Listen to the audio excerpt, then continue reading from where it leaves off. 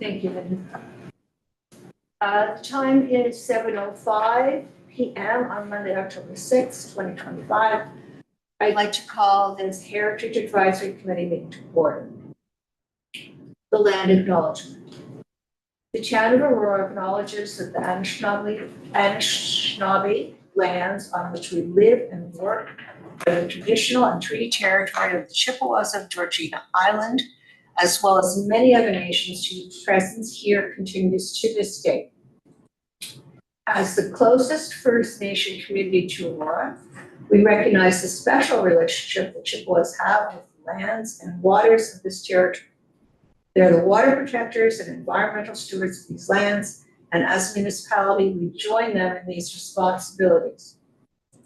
We further acknowledge that Aurora is part of the treaty lands of the Mississaugas and the Chippewas, recognized through Treaty 13, as well as the Williams Treaties of 1923. A shared understanding of the rich cultural heritage that has existed for centuries and how our collective past brought us to where we are today will help us walk together into a better future. Let it be. May I have a motion to approve the revised agenda? Thank you. That was fast. All those in favor?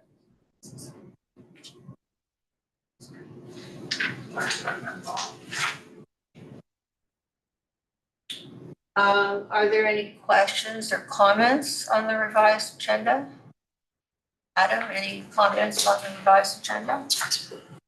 Any declarations of pecuniary interest? Seeing none. May I please have a motion to receive the minutes of June 9th, 2025? Thank you. Thank you. Are there any questions or comments? We have quorum. We have Sue is 1, 2, 3, 4, 5. What is 4? 4. Thanks, Bob. Always good to check on that. We have one delegate. Oh, sorry. Oh, we need to vote. All those in favor? Thank you. So we have one delegation this evening, David Hurd. David, if you want to come to the table, that'd be fine. Through you, Madam Chair, I was wondering if I could ask to delegate after the presentation on the Yonge Street proposal that's coming forward that you'll be delivering. Sorry, what are you delegating on? Regarding the downtown core. The downtown core. So that's the last item, isn't it? It is. So I don't mind waiting. you just want to delegate right before that one. I think that's it would be appropriate. better for the members to have the same information we have. I've already been to the first meeting. I don't know whether everyone is aware of the future potential. So. David, I think that's appropriate. Thank you. Okay, do we need to make a motion for that? Okay, so we need a motion, a mover and a seconder to defer the delegation of Mr. Hurd until just before. You already have a hand. I think he was asking if it could be after. You want The delegate? request was for after. I don't believe some of the members are aware of all the information, so I think it would be more challenging for me to present before all the members have all the information. Well, I never remember doing such a thing, but I think your reasoning is good. But then, Linda, if we do, will there be an opportunity to we'll have the two things together and then we'll ask our questions? Is that okay with you? You're not just basically I'm open to anything. Okay, so we'll receive both presentation delegation, and then we'll open it to the two. Sure, yeah. Yes, so I can certainly introduce some comment or some topics. And we have a consultant here, I believe, as well. Through this item, Madam Chair, it's just town initiated, the 7.4. Oh, right, we have somebody here, thank you. So that's appropriate, I'm okay with it. Okay. Okay, so we need to vote on that, so we would need A mover and a seconder. Bob, I'm picking you as the mover because you caught my mistake. Would anybody like to second? Thank you. All those in favor? Okay, memorandum from the manager, policy planning and heritage, read the application for 49 Fleury. Is that you? Madam Chair, thank you for that introduction, and I believe we do also have the resident. the resident, the owner, it's virtual Enzo. But I'll just quickly speak to the matter at hand, the item at hand. It's a heritage permit application that we received for 49 Fleury Street, obviously within our Northeast Aurora Heritage Conservation District, designated under Part 5 and therefore requires a permit. The work that's being proposed is, in the opinion of staff, to be minor overall. It largely involves rear components. The photographs as shown on attachment 2 show the photos of the property, and in particular, the rear component, the vinyl white siding there that is going to be replaced and updated with more appropriate board and batten rear addition. Simultaneously, the owner has indicated that the gable ends at the front of the building is all that essentially will be visible from the street. And those currently existing gable ends have a vinyl horizontal siding to them. Generally is unsympathetic, and the owner has indicated their desire to redo that in a more appropriate manner with the shapes in those gable ends. As mentioned, the architect is here on the call as well for any further questions. But again, this is a relatively minor heritage permit, and through the Heritage Advisory Committee, we're also seeking this to be approved through delegated approval on the part of the director. Obviously, pending any comments from the Heritage Committee to do otherwise. Thank you. From everything I could read, this is an improvement. Correct, in my opinion as well, Madam Chair. Are there any negatives? I would ask that to the Heritage Committee in their opinion, Madam Chair. In my opinion, I think this is an improvement quite overall. Okay, are there any questions about this? Yes. I just had a comment for you, Madam Chair, to Adam. I think this is a beautiful design. I think you guys did a fantastic job, and you're actually bringing it more into character of the area. The only thing is that I would definitely say that if we can avoid going to council and trying to streamline projects like this that we know are, Positive. yes, that we shouldn't really delay it. Also, because we're on the long break, I'm hoping that we didn't delay the owners, because maybe this could have been even circulated as an email in future if it's something this size. I don't know if that's allowed or not, but. Not really, it's not process. Yeah, through you, Madam Chair, it's not process But per it se. could be asked of Mr. Minow, if we get something that is an improvement, Yes. could we email it to them? I mean, we definitely should look at it. Might be getting into hot water there. Let's just think on it for now. It is a waste of time, but it definitely should, it's not gonna go to council. It's just- Yeah. So, if I may, Madam Chair, it's good to hear that comment, Robin, because it is good. So, under the procedural bylaw and the delegated authority bylaw that Marco, the director, Mr. Ramona, does have, there's an obligation to inform the committee. There's an obligation to make a heritage permit public in at least this manner. And staff are to report to the committee. And so this is the approach we've generally taken, where each minor heritage permit at least comes to this stage, but then we'd be in a position to issue an immediate approval for this type of work and get the building permit going as of tomorrow morning, quite frankly. Been around a long time and a lot on this heritage committee, and I think this is one that seems like a no-brainer, but I think we should keep the process as it is. And then we won't have, so it'll be a very short discussion next time or something. But very good observation, thank you. All those in favor? One other question. Did I forget to get a mover and a seconder for this? I think I did.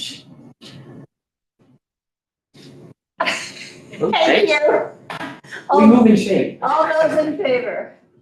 And we do have remember up there, and I can't see anything, but welcome. Also, Councillor Weiss is here. Thank you, Councillor Weiss. Okay. Where are we going? So 7.2, request remove a listed property. This is, well, Bob knows the whole process, but maybe you could just say list. Absolutely. So, through you, Madam Chair, if Enzo is still on the line from the previous time, I'll just say thank you for your time. You're more than welcome to stay, and thank you for working with us on your heritage permit and for coming to the meeting here tonight. Just My apologies for not mentioning that. No. Thank you. Okay. Acknowledge. And yeah, so moving on to the listed property removal. Through you, Madam Chair. So yes, there's two categories of heritage properties: listed property and a designated property. So designated individually under Part 4 is what I'll be referencing. Of course, there's Part 5 being the district, but for all intents and purposes, a designated property individually has the formal recognition of a bylaw being passed by council and then registered on title, which directly dictates what attributes of that property are to be protected. In the case of a listed property, there is no such formal mechanism. Listing, not to get too much into the history, but through Bill 23, the province has actually removed listed properties. So the subject property is automatically scheduled to be removed on January 1st, 2027. The owner in this case has proceeded with this application in advance of that timeline for their own, their own development approval that was given through the Committee of Adjustment. And what listed is the primary protection through being listed up until now, the provincial deadline of 2027, is that there's no demolition permitted for listed properties. So what previously happened in municipalities across Ontario was there was something referred to as batch listing. Municipalities would list properties as that was an immediate form of demolition control.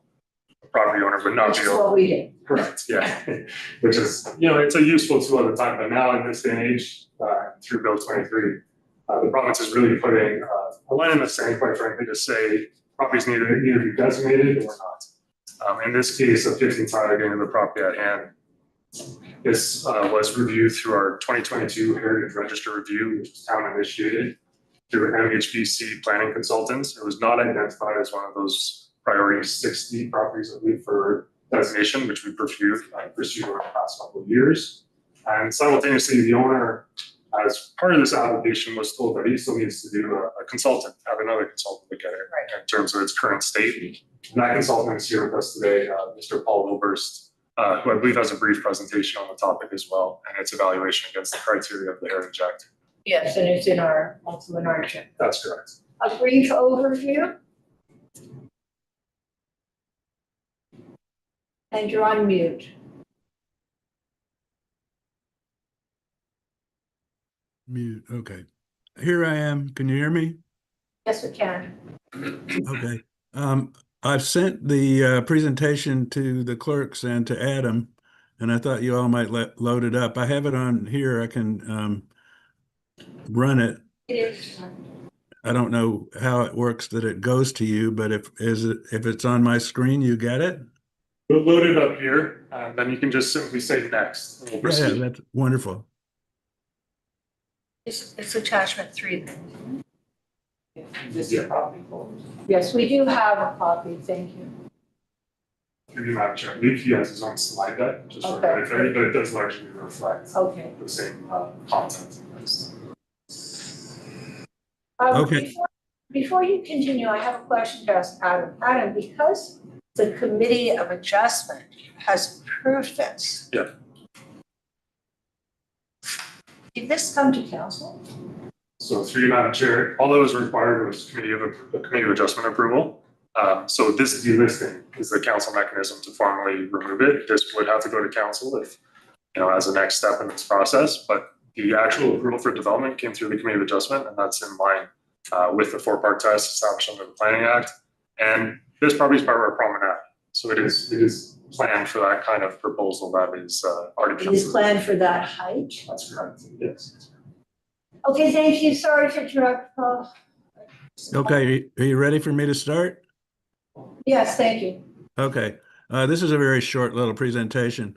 This is just a description of the house and where it is, what the zoning is, what the development situation around it is, which is that there is a lot of large new developments in this area. It's a little house, side gable cottage, about 1,000 square feet. It's listed. I'm not exactly sure why it ever made it to the list, but next, please. This is the material that the town has on the property. There's a photo that dates from 1974, I think. And basically, what it says is it was built in 1923. It's listed as a Georgian, but I wouldn't call it a Georgian. I would just call it a vernacular bungalow because it doesn't have the um, symmetrical facade, central door, window on either side that a Georgian house would have. It may have had a semi-habitable attic. I don't think that the roof is steep enough to allow anything up there, but it's possible. And it notes that it was reclad twice in recent decades. And it notes that the builder was John, I can't read now, the famous builder of the Empire State Building. And so this guy was from the Aurora area, and he ran away from home when he was 11 with $3 in his pocket and wound up getting involved in construction all over the world. And his most famous claim to fame was being the superintendent of construction for the Empire State Building. And that's a pretty big deal, but he's not famous for building this little house. So in fact, when you go through I think I can get the next picture, the next slide. John Bowser, there we go. So, like I say, I call it a vernacular cottage since it lacks the attributes of the Georgian style. Can I have the next slide? This is a floor plan. The lower level on the right side, you see there's a water heater and a furnace. I guess you can probably stand up in that room, but the other room says it's a crawl space. So the only really usable space is on the ground floor. And as I said, it totals about 1,000 square feet. It's currently a spa sort of a place. And there's a couple of interior photos coming up. You can move to the next slide. So the thing on the right is the waiting room, which shows you how much height there is in the whole house. The left is the front, a slightly different angle from the cover piece. This is the rear is below it. The waiting room is, you can see what the total height of the building is. And this other picture of the waiting room is looking out towards the front as opposed to looking towards the back. Next slide, please. There's several offices. This is office number 3 and office number 1. They're small little places with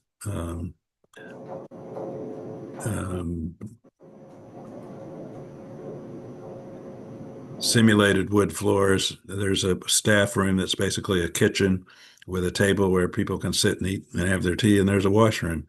And that's pretty well it. There's a couple other offices, but they're similar in this office as you see there.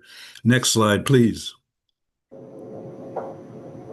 Regulation 56922 used to be 906, and it tells you what criteria you need to designate something. There's 9 criteria. And in my evaluation using that regulation, the only criteria that it met is it has association with the builder, John Bowser, who is significant in the history of Aurora. The association is very thin. The house has been greatly altered over the years. Placement doors, windows, and all finishes. There's nothing visible that was built by Mr. Bowser. On the other hand, the house he built for himself at 63 Maple Street is standing in the district. And the house that's cat-a-corner from this house is also a house that he once lived in but not built. It's a 18th century house, 19th century house. Next slide. This is his gravestone. This is John Bowser's fabulous gravestone in the Aurora Cemetery, which is a 10-foot high replica of the Empire State Building. After he did the Empire State Building and he did all sorts of other stuff, he came back to Aurora, founded the Bowser Hardware Company and the Aurora Building Company. And he built quite a few houses, and he built some military stuff in the Second World War. And some of that stuff has been retained and reused. And that's the story of John. Next, please. My conclusion, in my professional opinion, the property at 15 Tyler Street does not meet 2 or more of the 9 criteria as required for inclusion in the register. I believe it should be removed from the Aurora Register of Properties of Cultural Heritage Value or Interest. And I'm pretty firm in that opinion. Thank you. Thank you very much. Motion to receive the delegation? We don't have to do that. Thank you, I thank you for, I received your delegation, thank you. Okay, so,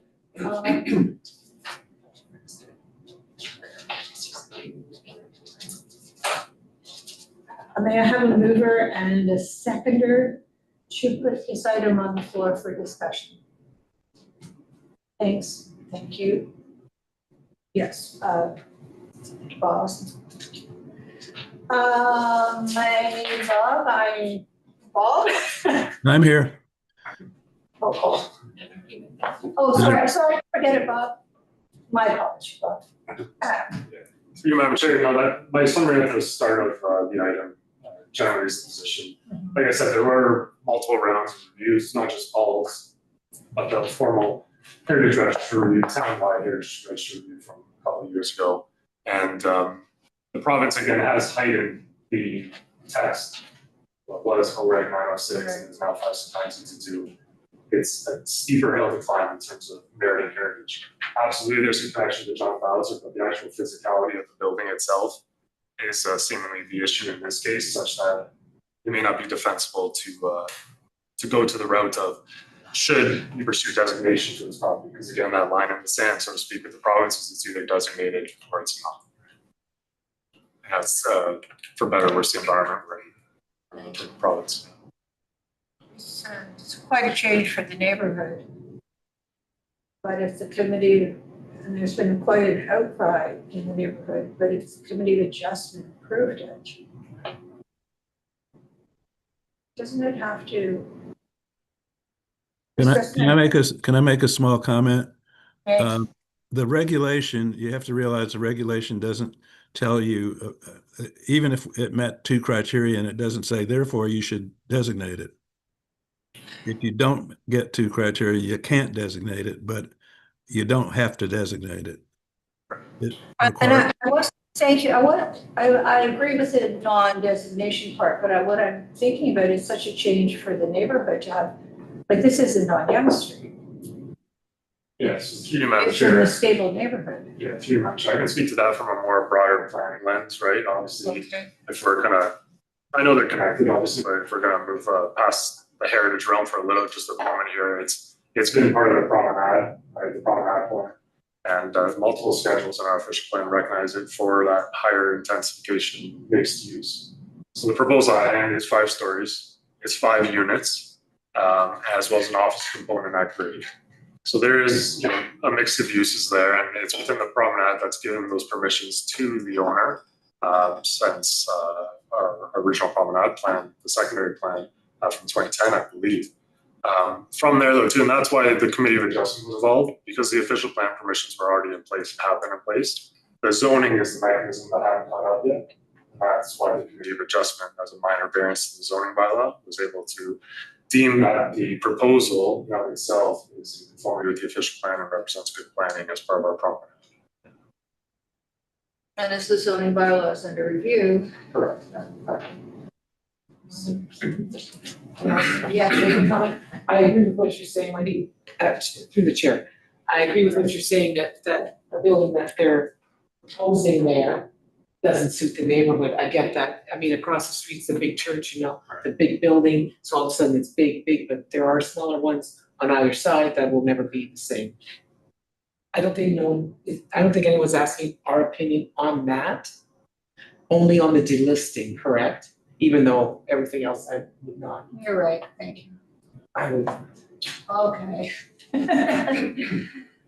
Yeah, I just didn't get shot. Bob?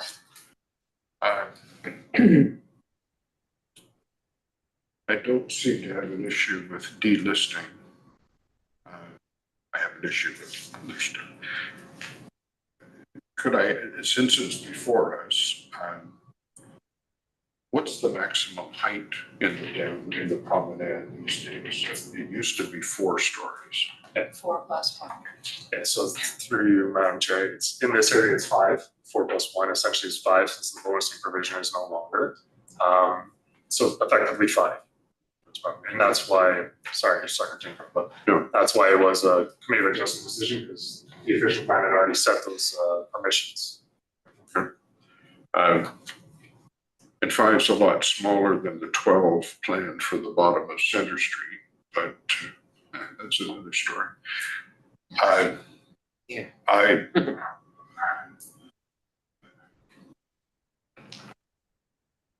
Since the property is recognized part of rural promenade and is encouraged as location for intensification, I know you wrote it, but, and I'm not this is rhetorical, encouraged by whom, but I'm not after an answer on that. And the province somehow pressures the town to intensify, but I'm not sure how that works. It's a transit corridor. So I wonder how the neighbors on the east side will feel about 5 stories. Part of me says, why stop at 5? But you've answered that. And since it's before us, the east elevation,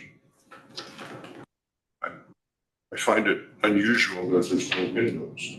The agenda is page 53. But it's just a comment since we're having comments. And I don't know if it matters to our guest, but there's 2 north elevations listed on page, one of them isn't, but page 51 and 54, or 52 and 51 and 54, both say north elevation. And that's just a comment for if this goes beyond this committee, someone might care about that. That's all I have. Through you, Madam Chair, if you're okay with me making a comment.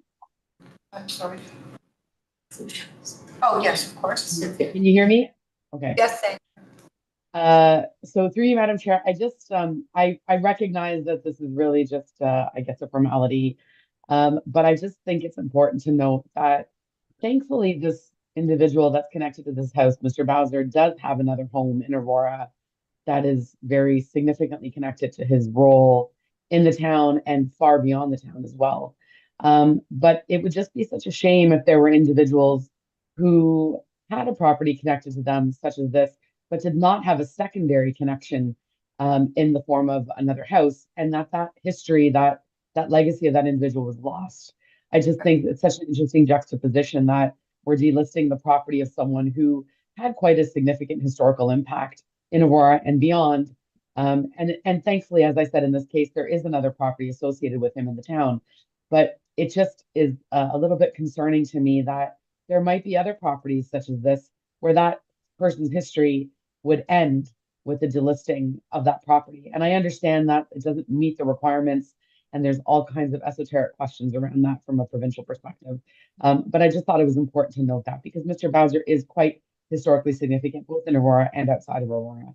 And I'm glad at least that his property on 63 Maple will remain for us to be able to memorialize the role that he played in the history of this town. Can I, Thank you, Cynthia. can I That's a very, interject? no, I'm sorry. I'm not supposed to allow you after. Okay. Cynthia, I agree with your point, and I would say to Adam, I mean, it's a non-event in this case. But should there be another property that is exactly in this boat, without another property, we should have, the heritage on the property. We should, and is there any provision that you know of? Yes, so through you, Madam Chair, any evaluation of the property, each property is unique, right? So each circumstance, each criteria, each time we look at an application for a delisting, you need to look at it from the lens of what that individual property story is, right? So yes, in this case, there's the backdrop of multiple other Bowser properties and the more prominent one. But if that's not the case in a future application, yeah, we can evaluate it at that time. But I think what Cynthia is trying to underline is that this committee may not be sitting, and there may be nobody to speak of this. Can it become policy that even if it's not worthy of keeping, but has somebody important connected to it? Right. I mean, this is a pretty interesting connection. Yes. So, do I need to make a motion at council? How are we going to handle this? Yeah, no, so through you, Madam Chair, our official plan as a guiding document for our town requires exactly that. So if this committee is a new cast of members dealing with a delisting application and there's grounds for commemoration, that's something that certainly can happen. If the criteria though, those 9 criteria, those come from the province, so Yes. those are set in stone, so to speak. But in terms of commemorative value or associative value or other interpretive ways of valuing property, yes, that's something that we have already ingrained in our policy framework through our. So that is something that must happen? Yeah, it can be required in any application if it's compatible. Can you send me the part in the OP that says that? Thank you. I will, through Madam Chair, coach that. The OP is to be really evaluated as a comprehensive document. Yes. There may not be that exact word per se, I just have to make that caveat. But my interpretation of our official plan, and I'll put this on record, is that yes, there should be other ways. I agree with you. You may not be here. We need to have something in writing for the Heritage Advisory Committees now and in the future that say if an important person is associated. I hope we don't have to mention the criteria. Maybe we'd even have to do criteria. Somebody of interest. Yes, it's really actually correct. This is where the gray area is. The province has the criteria. We're technically not the ones with the authority over that criteria. No, but we have the authority over a plaque. Absolutely, yes. So maybe we need to decide what the criteria should be, but it has to be a given. We shouldn't have to fight for it at this table. Yeah, to you, Madam Chair, I think the concern that I always have is, when we hear people, whether it's a consultant or a citizen or anybody, say, well, whether or not this person was historically significant, there's so many different metrics by which we measure historical significance. And, historically significance to whom and when and where. So I think ensuring that there's a mechanism by which we can preserve the person's story while recognizing that some of these properties, they are going to be delisted. I can understand the provincial legislation there that, requires that. I can appreciate that.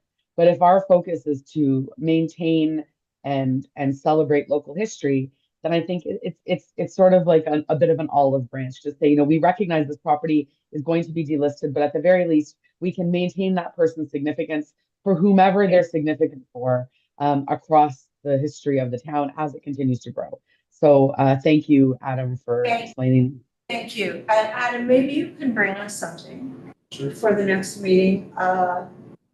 It's tricky because he's not significant, particularly to Aurora, but he's certainly significant in, let's say, the history of the world, or, architecture. So, yeah, we don't have to do a motion for that. I can just. No, great.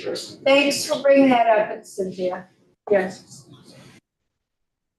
I don't want to repeat what everyone through the Madam Chair, what everybody's kind of saying here. whenever I read some of these heritage evaluation reports, they really, what Cynthia's trying to say, they're really up to interpretation. Significant to who? I think he's significant to Aurora, John Bowser. I think that the house, we're looking at the house itself. Yeah. We're not looking at how it affects the rest of the street, because there's 3 or 4 other houses right next to it that are affected as well. I'm not gonna repeat everything, it's not gonna be listed. But I think what we're trying to decide here is to move up the delisting. And unfortunately, I can say that I agree to move forward with the delisting. Because it's inevitable to happen. I don't know how everyone else feels about that, but it feels a little defeated, but Absolutely. Looks like a cute house inside. yeah, and it's how it affects the rest of the neighborhood. That's the, Unfortunately, because of our plan and the province, we don't get to say. Right. Or, yeah, but we should do what we can to try and to mark this as. I'm not opposed to delisting it quicker Okay. to help the builder, to be honest, but I don't think it has to go to council. Okay, so after this meeting, it has permission. So through you, Madam Chair, so the comments from the Heritage Committee are then summarized in a report to Committee of the Whole, Yeah. scheduled for be the next month, November, and then ratification in council at the end of November, and that's when a demolition permit can be Well, it tend to come to the October committee pool. based on the timelines for, through you, Madam Chair, based on the timelines for the review period. No, it's always the next month. But, You guys can turn on the TV. sorry, I didn't hear what you said. I think you speaking to this. Oh, They're not making problems for me. They won't let me speak again, so. You're not on mute. It's on because they won't let him speak anymore. Do you want to do it still, or is it too late? How late? We never got to speak, and I only didn't speak. You know, but he can send any comments to you. Yeah, absolutely. Okay. He's getting his way. Let's, all those in favor? Okay, so that's all those in favor. We have agreed with the report. Through you, Madam Chair, moving from that, if I may just interject in terms of what I can perhaps bring to the next Heritage Committee around this policy framework. If you wants to see, I'll quote sections of our official plan. I get the impression you want to see something a little bit more tangible in terms of an in-house criteria, so to speak. I'll put that to the committee then, just so I can really Yeah, no, the next put some report. more Thank meat you. to this. Yeah. Thank you. Okay, we are now on 7.3. May I have? Oh no, are you presenting? Who is presenting? I can, maybe Madam Chair, I can briefly introduce, but the consultant is here as well to speak about the proposal and the property. So this is, excuse me, I'll just get to the page here. sorry, I forgot to add one thing, I shouldn't interject, but to answer Bob's question, the reason why it doesn't have windows is the calculation for openings because of the proximity to the property line. I believe that's why it doesn't have windows on that. Oh, that was a good question, Bob. Is that the answer? That is Okay. There's a calculation for, yeah. Can't have windows unless it's a certain distance. It's considered unprotected openings. So if you're too close to the property line, then they won't add any openings there because you're beyond that calculation. So, That's Thank why. you. I will have any, very dry. There.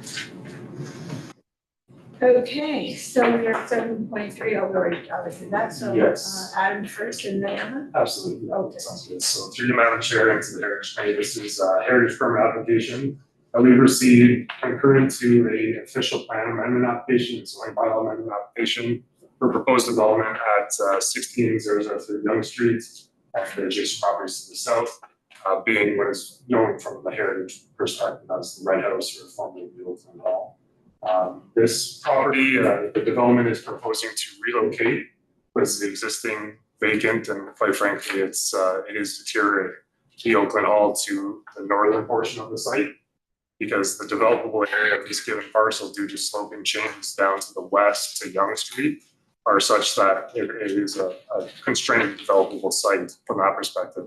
By moving the location of the Oakland Hall or the Red House to the north also adds a bit more prominence to the property, or to the heritage property itself. Gives it a more visual perspective from the street. And yeah, the residential proposal on that same land is to be 5 stories.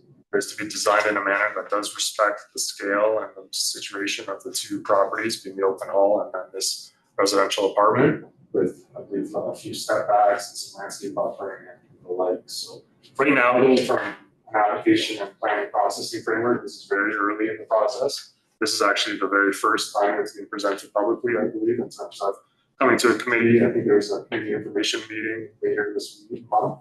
And then proceeding to a public planning meeting on this OPN's idea. I know it's got a history of other applications perhaps, or other things in the past, but for this current iteration. And we figured it's best to take to the Heritage Committee earlier rather than later and get some input now. This may not be the first or last time that it comes back to the Heritage Committee, but it just has to run its course. Depending on the comments we receive, we want to engage with the committee early. And on this, I believe this came to council, public planning, or certainly if not, yeah, I know, but we said that this could not be moved. That was what, just for the history, we did not allow this to be moved because it's the context of it. Right. And if it's fallen into deterioration, I blame staff, not you in particular, because I've had a lot of back and forth, because we are supposed to be protecting these buildings. Right. So it is deteriorated. It's on us. I'll accept that responsibility. Okay, so you're finished. Yes. Now your turn. Good evening, Madam Chair, members of the committee. My name is Emma Kohlmeyer. I'm an associate with ERA Architects, so we're the heritage consultant on the file. So I have some slides, a brief presentation just to kind of walk everyone through. And as we mentioned, this is the current proposal. There has been a history on the file, but we're just here to present what's currently being proposed. Next slide, please. So in terms of the agenda, so I'll just walk through this brief site history just to get everyone back up to speed, confirm the heritage status of the Red House and the site. I'll walk through some of our conservation design parameters, our guiding design principles for the architecture. Summarize the proposal and focus on the rear addition and the proposed relocation, and then just to, again, end with the conservation outcomes and what we're hoping to achieve. And then we'll have time for questions at the end. Okay, so in terms of the site history, so going back, I guess starting one clarification too is there's currently 3 properties, but most of the conversation today will be focused on the Red House, which is the building in the middle. So the two other buildings on the site are not listed or designated. It's not part of the HCD, so we're really just focusing in on the heritage property. So 1834, so Thomas Cosford, so he was a local blacksmith farmer, and he assembled a 13-ish acre parcel at the southwest corner of Yonge Street and St. John's Side Road. So effectively, this area became known as Cosford's Corners. So the house on site, the Red House, was constructed sometime between the 1840s and 1850s. So it's a 1.5-story red brick farmhouse, Ontario vernacular style, with some Georgian tradition and Gothic revival styles as well. So it was owned by the Cosford family since its construction till about 1884. It switched hands and then back in that same family from the early 1900s to 1928. So it's quite a history with the corner. So from 28 till about mid-century 1952, It was switched owners to George Leacock, who's the brother of author Stephen Leacock. So George was active in the Aurora Horse Show in that community in the area. And then it again switched hands to another sort of locally prominent person, so artist Dorothy Clark McClure. So this is essentially when it became known as the Red House. So she operated her art studio out of the house. So she produced, I think, I'm not sure if that was one of hers, but there's a painting on the wall here, but just original art, sketched local buildings, including her own home. And so it remained in the family, and then 2002, it was rezoned to permit commercial uses, so the restaurant and the bed and breakfast. So as Adam mentioned, the Oakland Hall, and that existed until about 2016. So since 2016, so just about 10 years, it has been vacant, so quite overgrown, and just I would sort of summarize, probably fair to poor condition in some elements that are deteriorating. Next slide. So it is designated under Part 4 of the Heritage Act. So it was adopted in 2002.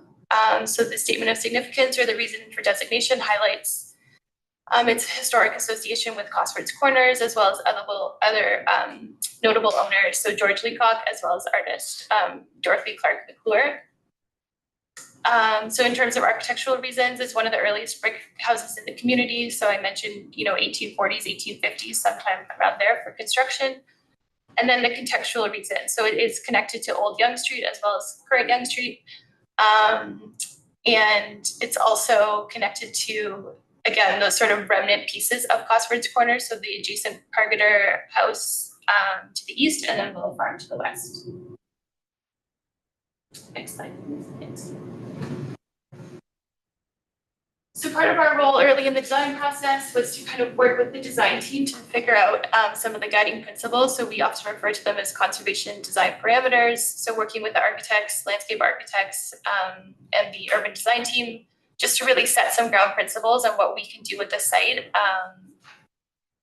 So I'll highlight some of those. So the first one is to retain and conserve the Red House. Red House, to really prioritize its the main two-story brick volume, and then apply conservation scope of work to the building so it can be brought back to life and put back in use. So we also focused, again, as we've spoken about at the beginning, but it definitely has that rural context. So thinking about a substantial green buffer and landscaping strategies to really provide that breathing room so it still remains legible as a vernacular farmhouse. And then providing for, that rural sense of character, screening views to new construction, and just thinking about its corner condition, which is quite wooded, and there is a really substantial green buffer there. So thinking of ways that we can preserve that existing context. And then in terms of new construction, the design language, making sure that it's compatible, but at the same time distinguishable, so the old and the new. So those were the guiding principles that we worked with. Next slide, please. So in terms of the proposal, it's a bit small of an image, but on the right-hand side, you can see a rendering. So we're looking southwest. So the Red House is proposed to be relocated. It's about 60 meters north to the northern, northeastern edge of the site, and it will be reoriented. So currently it's facing Yonge Street, so it will be reoriented to face Old Yonge Street. So there is a rear wing. Portions of it are part of the original rear wing, and then there was a more contemporary addition. So those will be removed, and the main two-story portion will be retained. They're proposing a two-story new contemporary rear addition, and it will be brought back to its original residential use. So it was, used as a residence for hundreds of years, and then it was converted to commercial uses, but being brought back to residential. So it's proposed to be used as one unit. And then there is the 5-story building proposed to the south. So you can see that in the rendering here. And then there is a 3-story step back. So it's, in terms of the dimensions, it's on the site plan in your materials, but it's about a 30-meter separation. And then about a 12-meter distance between the new drive aisle and the south face of the Red House. Next slide, please. So a couple of images here just focusing on the rear addition and what that will look like. So it's really tucked in behind, so it's lower in height, and also you can read the two return elevations at the rear. So the goal here is to really keep the front facade sort of clean, and you can see that from Old Yonge Street. So the rear addition is narrower than the retained portion. It has a flat roof, so it has sort of that contemporary design language to, again, really make sure that the old and the new read as two distinguishable forms. So currently it's a dark wood siding or a vertical board and batten. Next slide, please. So we are proposing to relocate the building. So we did meet on site with one of the building movers that we have worked with on many projects throughout Ontario, so Fleury. So we walked the site inside out, and he's provided a feasibility letter that, you know, this building can be relocated. It is possible. So there will be, you know, more detailed studies, more detailed work to confirm the exact scope of work for this. So a conservation plan would be required as part of the site plan approval as the development moves forward. And then just to summarize again, so the main two-story volume of Red House will be maintained. That includes all of its defining features. It will be reoriented to face Old Yonge Street. And so it's relocated within its existing development site and associated lands. It will be brought back to its original residential use. We've worked with the design team, the landscape architects, to really create that green buffer around the building to again highlight that rural character. The western extent, as Adam mentioned, so lots of natural features, topography, so it's really not a development area there, so that will all be retained with the mature wooded areas as they are today. The significant separation between the old and the new, so about 30 meters between the two buildings. And then, as I mentioned, just keeping that as much as possible, keeping that green buffer, especially on the corner to the north and the west, as it is today. I believe that was the last slide. Yeah. Thank you. Thank you. We need a motion. Mover and seconder to put this all on the table. Thank you, Sue. Thank you, John. Anybody like to address this? Can I start us off? I'm sorry. Can I start us off, if that's okay? Wants to start it off. Okay. Oh, thank you. Sorry, I'm having a hard time here. I'm not sure if I was missing something or not. Am I okay to make a comment? Yeah. Okay.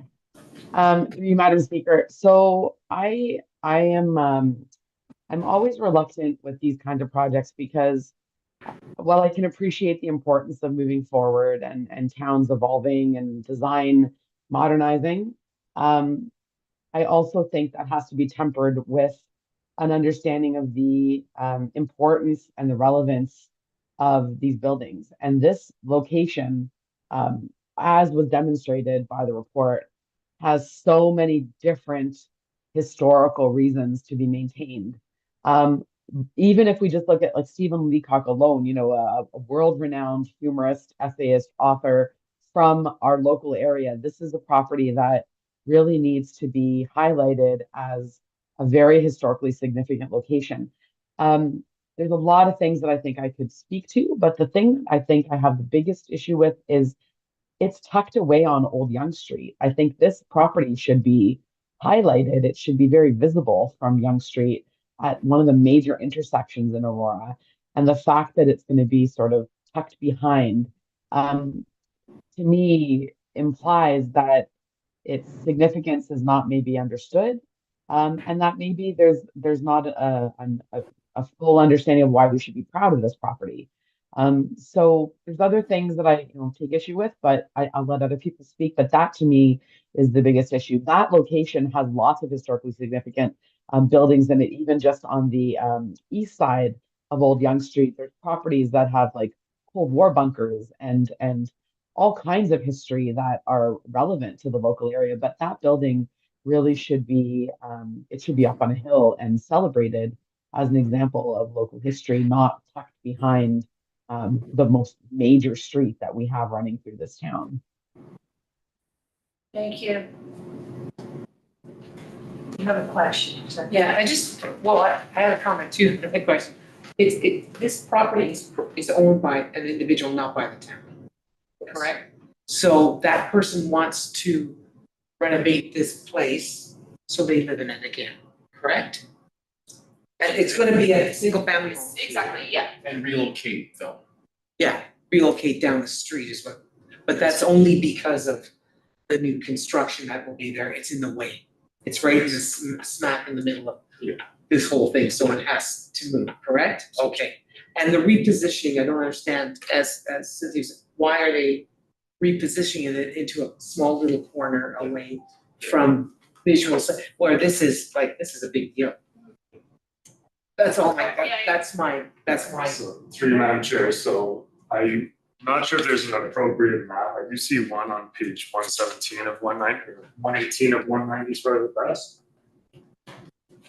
If everyone gets out, wait a moment, so we can evaluate the site kind of in its totality. Our agenda? It should be, yeah. We don't have those numbers. 118.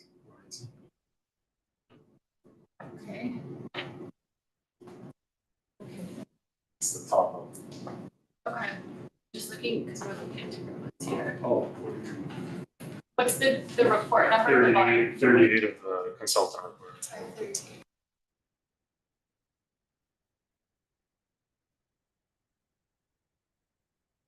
On the actual attachment. You know what page This number. I'll forward a little bit here, sorry to. Sure, go ahead. This one? Yep. $67. If you're page 38 of that. Thank you. 38 of that. Thanks. Yeah, we're kind of all on the same page here.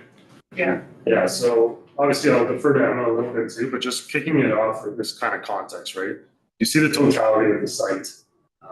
And then if you can see the topographic lines, admittedly, we are the heritage planning harness and the geotechnical ones, but this is a very steep grade, right? The soil conditions are very poor.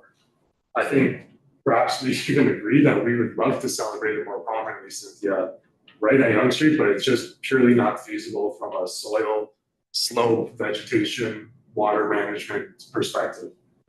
So when you look at the actual locations of where development can occur, it's a sliver at that northern portion, right? Where the building is and then where the red house would be located. That existing driveway is an existing feature that needs to be maintained, but that won't also necessarily be the primary entry point, is my understanding, due to the regional road restrictions as well, perhaps.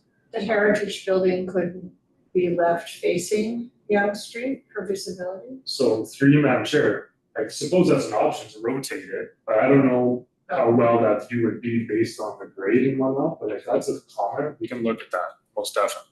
I think it's also through you, Madam Chair, thinking through the constraints and the topography, the wooded area. I think there's going to be competing interest there to not touch those spaces that are protected like natural heritage features. So I think, and again, just thinking through the existing location, it already is closer to Old Yonge, so you don't see it currently, so it would be sort of re-inviting that, but I just think the natural heritage constraints, there would be some conflict there for sure. But through you, Madam Chair, with all that topography there and all the trees, you are hiding this property even if you do move it down the road, right? It would be impossible. So 30 metric, it would essentially, we'd have to tear too many trees down, it'd be in the floodplain, the soil conditions wouldn't support it, it couldn't be located further. No, west there. even if it's in this, sorry, Yeah, if it's in the spot that you've elected to put it in, it's still gonna be covered up with trees all around it. like replanted trees. Well, that's what it looks like here. Yeah, and if the committee doesn't want to see the replant, typically we do encourage plantings from a landscaping perspective, especially buffering between the new development. Understood, but But then if- who's gonna see it from the road? Are you gonna? If that's the committee's comment, that you don't want to see trees from the road, that's fine. Well, I'm just talking, Yeah. If, you know, it's just like. No, but it's a point, yeah. yeah, no, because you're Right. right. And it's just Cynthia's point, I mean, although I don't know, there's only 2 trees there, depends what kind of trees they're gonna be. I don't know either, I'm just. No, I know, you're I'm right. just going with circles, you know. Yeah, I think through you, Madam Chair, we were trying to balance sort of the, the rural character, what it was or previously with the new proposal. So I think thinking through that landscape strategy, but again, we wanted to make it more publicly visible from Old Yonge Street. So making sure that you can see that new beautifully restored facade of the farmhouse from Old Yonge. Because currently the way it is, you don't really get a good view from either side, Old Yonge or the current Yonge Street. Right. So with the building addition, it's narrower than, and that's why you can do it there, like you couldn't. The red house is too wide to leave it closer to visible to Yonge. I'm not sure if I understand. So this is, it's a bigger footprint. And then we've got the addition. So it's the same, yes, So- the same footprint, the addition, we're basically removing the 1-story addition and then replacing it with a 2-story. We couldn't put the addition, reverse it, put it, Again, I in think the it old was Yonge. to the access, and then again, with the vegetation that's there, you wouldn't see it facing that way. So it's right now, we're proposing that it would have its own driveway from Old Yonge Street, so it has a separate access than the other, the larger development. Okay, sorry. Through you, Madam Chair, to me, it's very similar to the cultural center with the old facade on the first part and this brand new box on the back. That's to me, and I don't understand what the reasoning for that was. Is it to blend the two together? Yeah, so again, just sort of the development, like the site constraints, so there's the top of the slope and then you really can't develop beyond that. So the 1-story addition, they're just trying to create enough usable space, so they had to use the 2-story. So we just tried to tuck it in as much as possible to kind of hide it and really, so you read the brick volume as, sort of the key defining feature. But yeah, similar to the cultural center, which we worked on that as well, is just making sure those two forms are very distinct. Yeah, that's the question, why you make them so distinct. I guess it's considered sort of best practice, just so you can really read the two different areas of architecture, design, and development, so you know that we're, not replicating a false sense of history there. But I know it's subjective. I like the false sense of history, Yeah. but Yeah. I'm just saying that Is this going to be a residence? This whole thing's going to be a residence? Yes, so 1 unit, yeah, so single detached. Okay. well, they Thank you, Madam Chair, through you. Relocating the house, I would say, emphasize, be careful.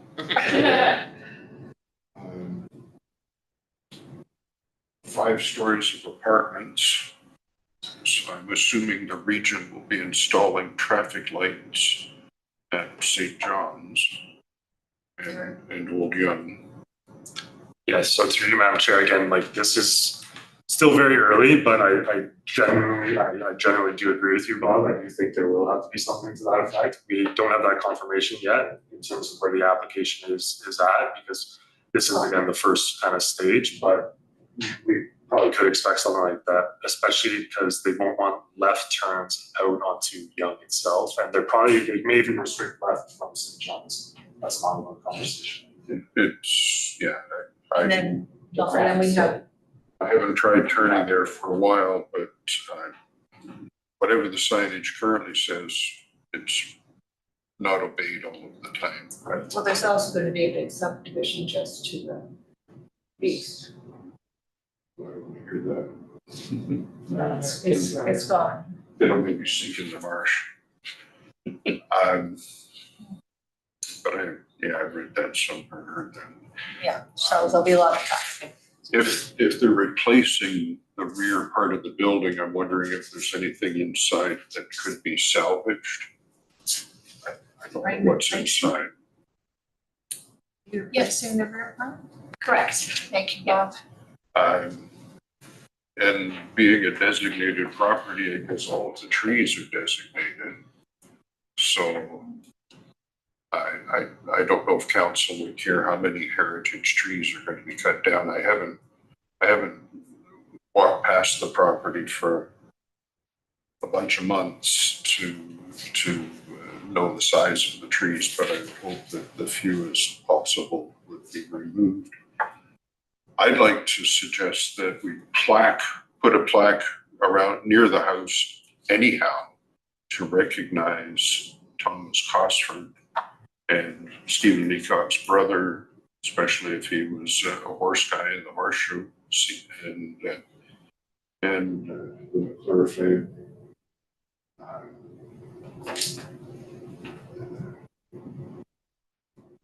Having talked with I would also echo the comments on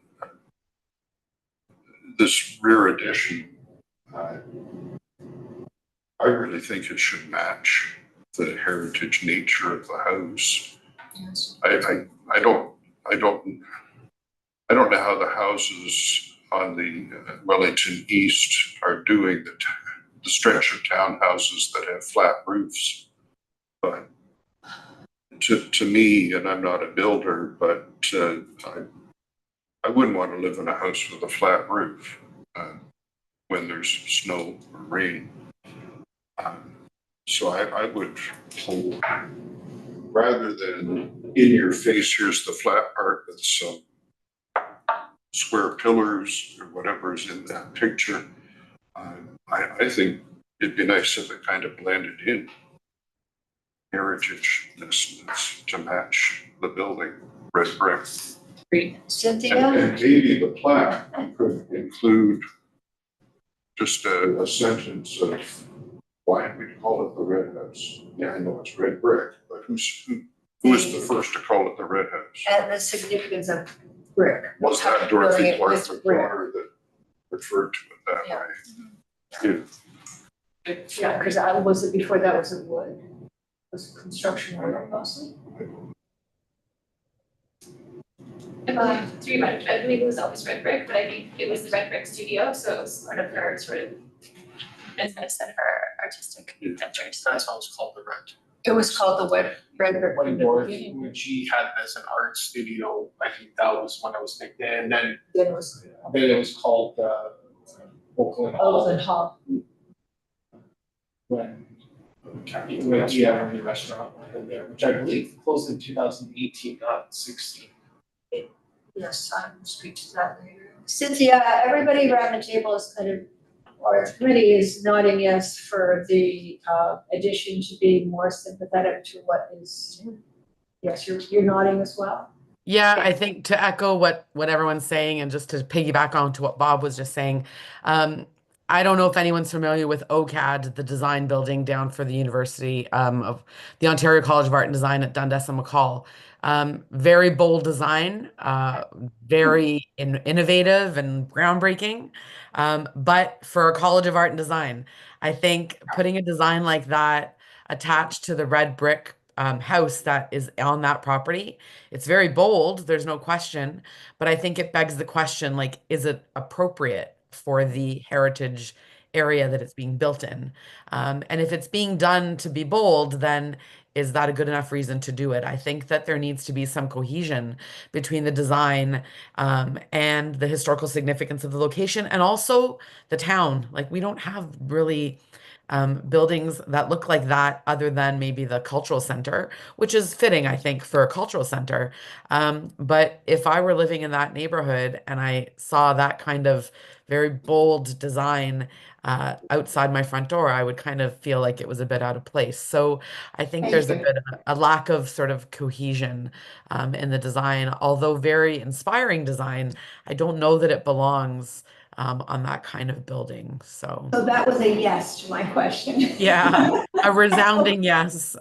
Okay, thank you, Bob. I'm sorry. Have you finished? Go ahead. Thank you. I'm going to put my construction hat on. So there's 2 additions on this residence, and both additions are coming down. One was an original addition, and one was the restaurant addition. When Oakland Hall put up. There's more than enough brick there when you take down that rear addition to be able to reuse that red brick, and do the addition out of the red brick, because that addition is pretty massive. So Yes. maybe that's something that could be explored. Also, you're going to see that addition from Yonge. That's what you're going to see when you're driving by.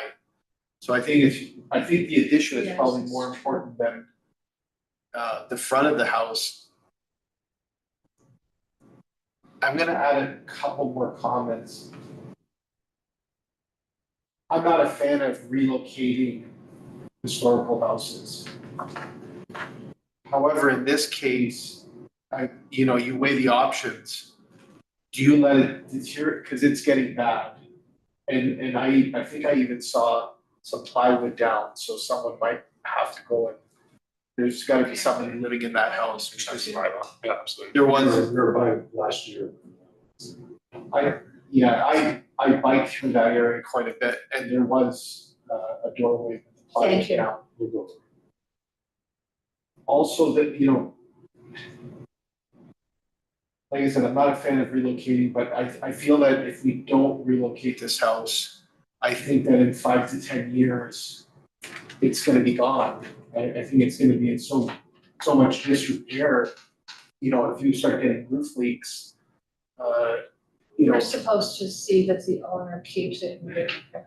it's obviously not happening, which leads to my other question is, if we approve this, or, vote to say we should move this in order to build this building, is there a timeline, Adam, that we can put to this, that we get this house, restored back to where it should?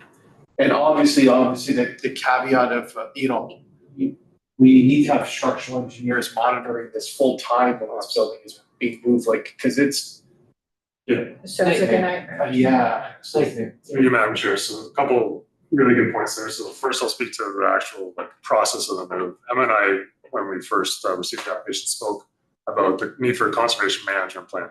So right now we're reviewing the heritage permit and just sort of the proposal at large. When potential approval does happen, an immediate condition is for a conservation management plan, posting of securities, and I forgot the name of that individual contractor, but working directly with them for every aspect of that move, which is detailing a construction management plan, it's public facing. So that's a requirement. That's no negotiation about it. We require that as part of any relocation effort, a conservation management plan. And then getting back to,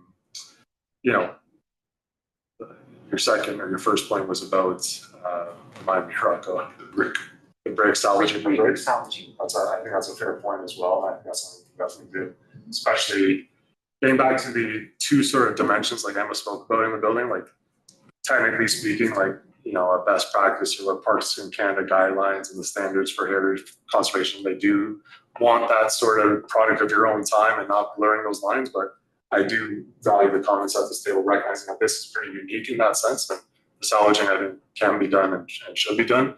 And that can also be made a condition of approval. And now it's going to be a timing clause. So yes. You'll have heard about a sunset clause. So this is tied to a zoning bylaw amendment, which we typically have a 3-year sunset clause on. It can be negotiated for up to 5 years perhaps, but generally speaking, 3 years sunset clause. And if the building permit is not pulled within those 3 years, the developer actually uses their zoning permissions. That's a big loss to the developer, and it's something they don't want to have happen. Right? So it incentivizes the immediacy of building now. You're not having a developer wait on the sidelines and time out the market. You need to build to get it done, get it going. So we do have that in place. It's called sunset clauses. I'm just worried about this structure, 10 years from now, that we're coming back and saying, okay, we're gonna relocate, and now we can't because it's dilapidated. Right. I had my best friend was a chef at Oakland Hall, and it's very haunted, by the way, that house. Is it? Yeah. And there's a lot of stories there. David agrees, yeah. So, like I said, I'm not a fan of moving it, but I think in this case, I think we need to, because I feel like it's just gonna, if the owner doesn't have any options with this property, it's just gonna dwindle away. And as soon as you get roof leaks and he doesn't wanna fix the roof, it's just gonna crumble. We do have a policy in place because that happened with another house, but that the owner has to do that and we have to enforce that. But would you not restore the house before you try to move it? No, I think you'd move it and then restore it. What if it falls apart? See what's No, it's you. Yeah, they would, They would rock it or something? Well, they would build a foundation first and then they have a series of beams underneath that they would lift it hydraulically and. Yeah, there's a whole, stabilizing it first, there's a whole series of technical, and it's all through engineers, so there's definitely many steps before we get to that point, but it's feasible, it's, in comparison, it's quite small of a structure compared to, they've moved massive buildings. So it is definitely possible, but of course, we'd have to do detailed condition assessment just to make sure that it's gonna survive, so that's right, again. And what if the assessment says no? We'll have to cross that bridge. You'll know? So through you, Madam Chair, if we submit an assessment, we get it reviewed, we get it peer reviewed, we get our engineers, we get me looking at it. Once we're all comfortable, then we post securities as well, so that even if something happens during the move itself, there's still securities there to repair it in the right condition. I mean, that's a worst case scenario, of course, but you do have that built in as well. And yeah, it's part of the approval, a condition of approval, that is really locked down across multiple departments. Okay, good. To answer your question, Madam Chair, about the finishing inside, they would brace it significantly on the inside, so that you'd have to re-plaster everything afterwards, after it's moved out and the braces come off. We had a situation on Wellington, one next to the old post office. And when, I don't know, the wall collapsed on it, and it was a big, they had to rebuild it, and it was not even a good replication. But there were so many parameters in place to protect it, and then it's still not. So if there are securities, money speaks. What kind of securities do you request? So it depends on an engineer's review, our review, depending on the cost as well. Well, the committee, I'm sure, would love to be updated on as you move along. Yeah, absolutely. Through Madam Chair, that's kind of what I said at the very beginning too. This is still early days in terms of the proposal at hand. But when we get into, also get into the weeds about the details of a conservation management plan and what this looks like and what's happening week by week, even perhaps, we'll definitely keep you posted. Yeah, sure. One last question is, how do you deal with, there's obviously burials on this site, because this is what normally happened at this time. And with the size of the lot this big, there's gotta be, how do you deal with that being like that? That condo has underground parking, so you're definitely digging past 6 feet everywhere. Right. How do you? So the ministry requires for any development to have an archaeology assessment done. So there's various stages, stage 1 through 4. Stage 1 is pretty high level, admittedly, but being a heritage property, it already is required for a stage 1 and then a stage 2, I believe, as well. So then you're automatically looking at stage 2 just on the basis of it being a heritage property. Stage 2 looks at a little bit more into details about the site uses, what's going on, if there is any viability of a grave, some soil testing, I believe, and looking at the archaeology in more detail. And then if there's enough triggers, you move on to a stage 3, which is actually more detailed excavation. And then if there is any finding of human remains or anything like that, obviously it's a full excavation of the entire site, full protection measures are in place, and the like, right? So there's a stage process through the ministry. It's actually the ministry who is on site through all those stages as well. So there's something in place to protect that through each burial. Through each level of archaeology assessment, as concerns perhaps continue to escalate, there's a certain set of requirements that need to be met through each level of that staging process. And ERA would be well aware of that. Yeah, so we don't do archaeology, so that's a separate company that would do that, But you're well aware of the requirement. definitely. The developer will, Madam Chair, sorry to interrupt that, it would be made a condition of this application that an archaeology assessment would be required as well. And that can even come to the heritage committee if there's certain flags that are made. If we do go with the brick on the back, can we do a pitched roof as opposed to the flat?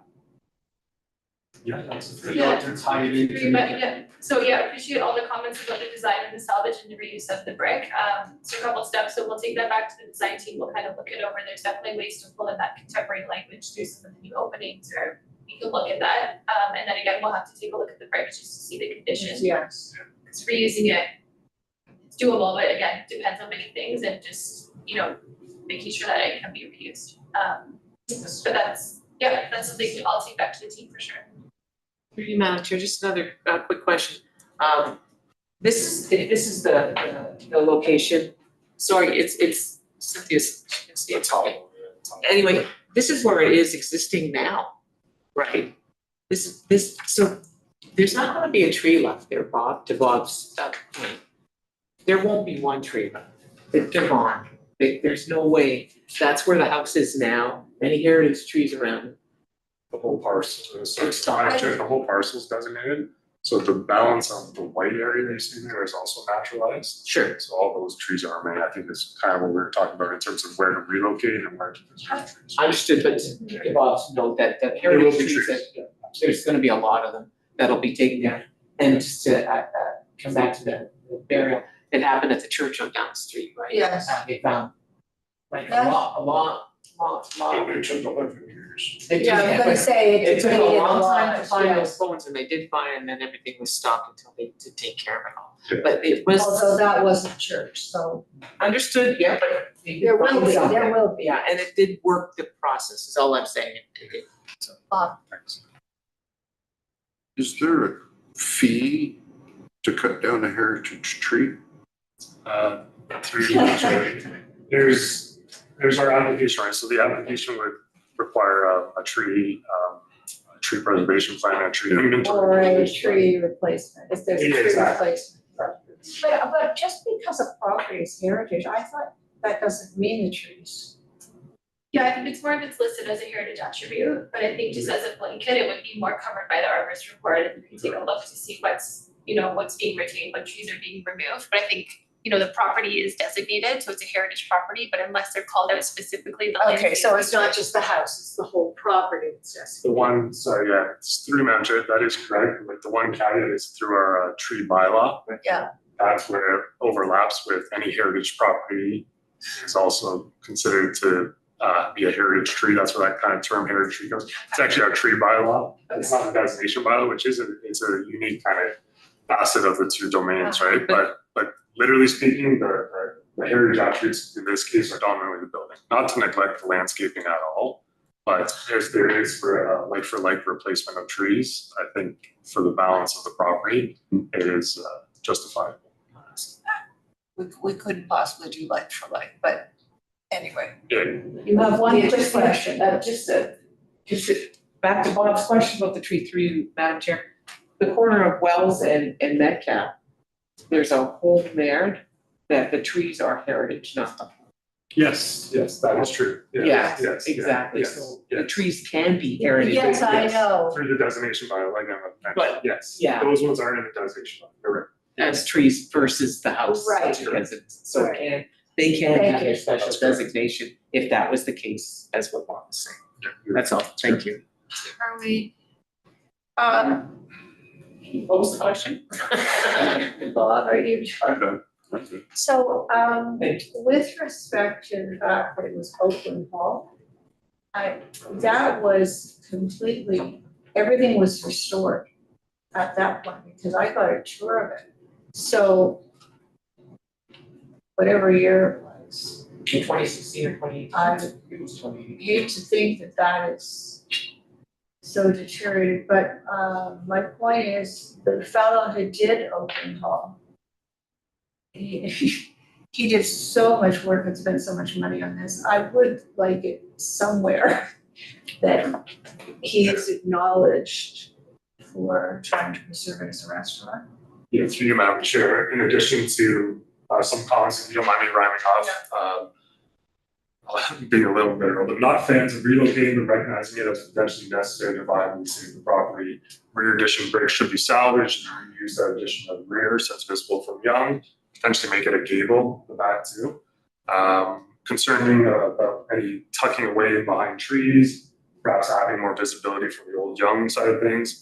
The general modern element of the rear addition, softening that like with the salvaging of the brick, certainly being careful through the move, and having a conservation management plan. And then lastly, I will add that additional commemoration occurring through the form of the plaque. Because he did restore it, Yeah. Yes. Thank you very much. I believe we're ready to vote. All those in favor? I declare a 5-minute recess because the next item is really important, a really big one, and I just would like, would anybody like a cup of tea? I will. Yeah, you're. Oh, thank you, everybody. Thank you. Thank you. Thank you. Well, what are your hands?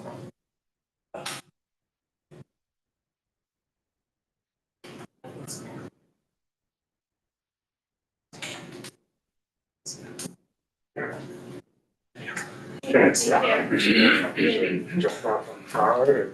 Actually, I'm calling it. Oh, okay. There you go. Yeah. All things. Yeah. So not many of us. I need it for summertime. It's a lot. But, yeah, so just give me those on my stuff, so I guess. Yeah, so I'll read them, they're curious to see how it's gonna go. Yeah, What do you think about it this afternoon? yeah, absolutely. Yeah.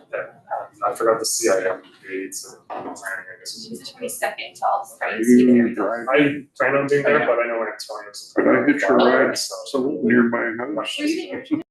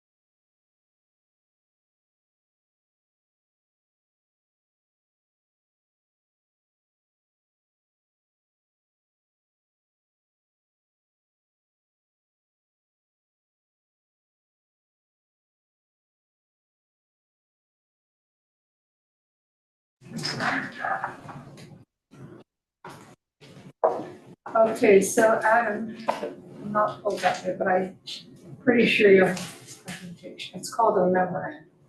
Yeah, I'll be speaking. Okay. And then we'll hear from. Yes.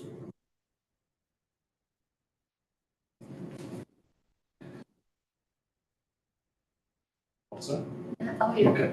Yes, thank you, Madam Chair. So this item is regarding our downtown community planning permit system, which is a tool under the Planning Act that allows for the streamlining of site plan applications, zoning, and minor variances into one centralized approval.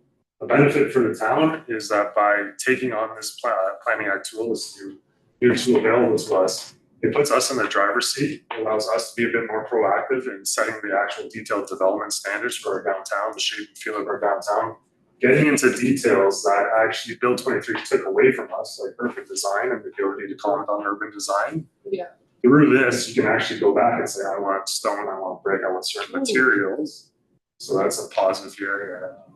But recognizing this too, it's our downtown core. Right? So our downtown core has heritage assets galore, obviously, as we know, designated heritage properties. And the premise of all this work is that those are to not be unsympathetically altered in any way. Those heritage facades need to be maintained, that heritage character needs to be maintained. They can be altered.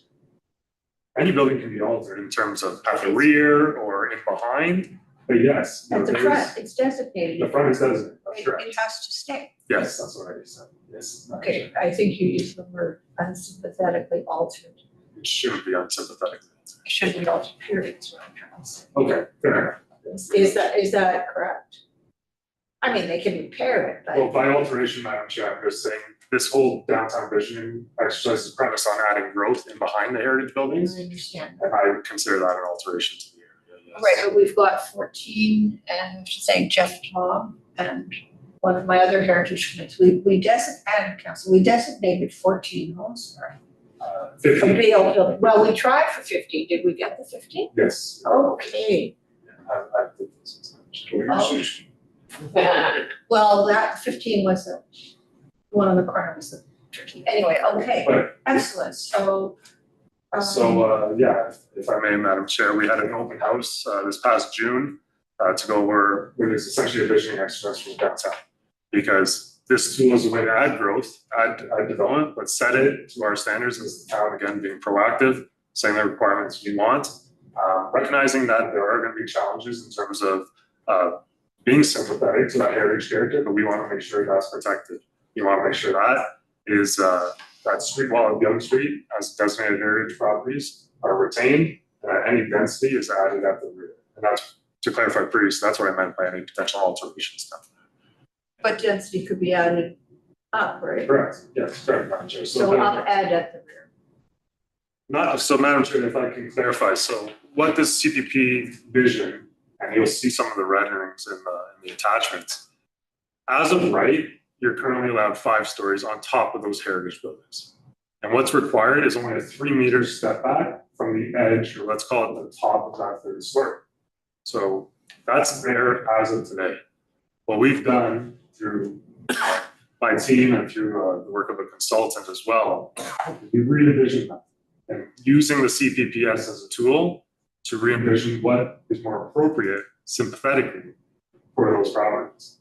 What we've realized is that there are more components to it than just this. But the big thing is increasing the step backs.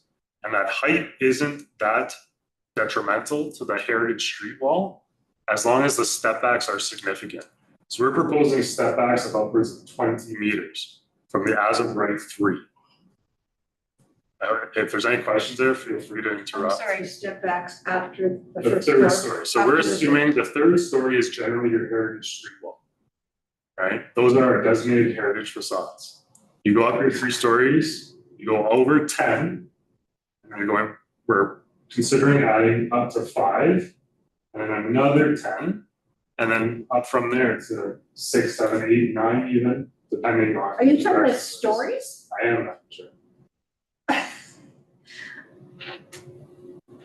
And it's In rendered. our historic downtown, Yes, I am. okay. There's renderings available in the document as well that shows that the impact is actually less on the street wall as opposed to a 5 with only a 3 meter setback. 5 with a 3 meter setback is actually quite intrusive on that heritage facade. So what we're proposing is much significant setbacks, but at a greater height, yes, but there's less impact. You look at an angular plane, you look at the pedestrian experience on Whose it. ideas? We retained Urban Strategies as our consultant, and they prepared this report. Through you, Madam Chair, so if you were at the back of the building, it's like, it's 3, and then it's 6, and then it's another 3 on top, and another 4, sort of thing, if I'm at the back looking this way? You can look at the renderings. I did, I hope you don't Yeah, like. there's a specific one you have questions about. Okay, But yeah, so the idea is to add height in strategic locations. That's not necessarily going to be uniform across the entirety of Yonge Street either. You want variations in the height, you want variations in the scale, right? But this is a way to preserve that heritage facade, preserve that heritage street wall, while yes, getting eyes on the street, getting density in our downtown, getting people downtown, encouraging pedestrian activity as opposed to transit, or excuse me, automobile, and animating the downtown in a more vibrant way with courtyards on the back of these properties, density on the back of these properties, pedestrian porosity. So permission was 5 stories plus That's right. 1 if you did some advantage for the town. From 2010, correct. And then that was canceled by the province. So at the moment, the permission is 5 stories. There's permissions for 6 on the north side of Melton as of right today. North, right, but in the historic downtown is 5. Correct. Okay, and what exists now, because there's something that says a 0, Meter setback, is those that are, the sidewalk? that's from the individual properties to one another. It's very, Okay, that's common. not to the street, No. okay. Well, in some cases, it depends where the property lines are, to be honest, because the heritage property lines they're old. Some that have the regular parcel fabrics to them, but the 0 meter is referencing Okay. properties beside. Gotcha. Yeah, as a street wall. Can I ask a question now? So The compromise is, the 3 meters is way too close, I think. That's what they have today, yeah. So the compromise is let them go higher, but keep a 10 meter and then another 10 after that. That's, But what exists? because 3 meters is gonna be Yeah. very. That's a good. That's what exists now. I don't see the second setback. Yeah, see, I would Because we're rather focusing go on higher higher. and keep it back. 3 meters But it is won't a be sort but of building. I can understand because that's the ask. Meters, That's fine. is that what This is is what we're the, talking about. Yeah, so Linda brought Where up are we? the Where are we? perfect rendering. So if you, just for comparison's sake, right, I definitely appreciate that, Madam Chair, more casual conversation, if that's cool with you, so just because, yeah. what page are you on, Linda? This is on page 11 of 15 of the 4th. Yeah, So page 186 of the PDF, I believe, or of the, are we in the, are you in the last attachment? I'm on Yes, the last, yeah, Oh, I'm in attachment. page, it's Attachment 3, okay. 15 pages, but it's number 11 of that. Yeah. Doesn't even have any page numbers. Yeah, it's a, oh, no, it's a, you're right, no, it says 11 here. Keep going Alternate down. development There's no concept. page number. Yeah, okay, so right there. so we'll start there. So that is the as of right, 5 stories with a 3 meter step. Okay, thank you. She's on the as of right. So I don't have page numbers on it. That's Yeah, okay, so we'll start here. So the rationale is this is as of right. This could happen today. And what we've dissected through the study is that, per Rocco's comments as well, and I do concur with them, the 3 meters has the potential to negatively impact our heritage street wall. Because when we look north to south here, the heritage assets are, of course, those facades. That street wall is what I'm clearly referencing. And then when we only do 3 up to 5, it's kind of the same argument that we just had with open hall. Where does one stop and where does one start? It seemingly encroaches onto Yonge Street a little bit too much, in my opinion, but that's just my opinion. And then for comparison's sake, just for the sake of being discussion, right? Then we have the alternative. 13. Just show me which one. Yes. Is that the one to the right? I think I'm about 5 pages ahead. Yeah, still looking north down to, down. Can you show it just in here?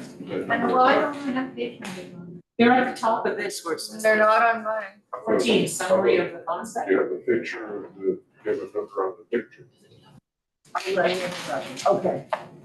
So I'm going to alternative development. Alternative development. So this is actually looking at the street wall with a 10-meter step back.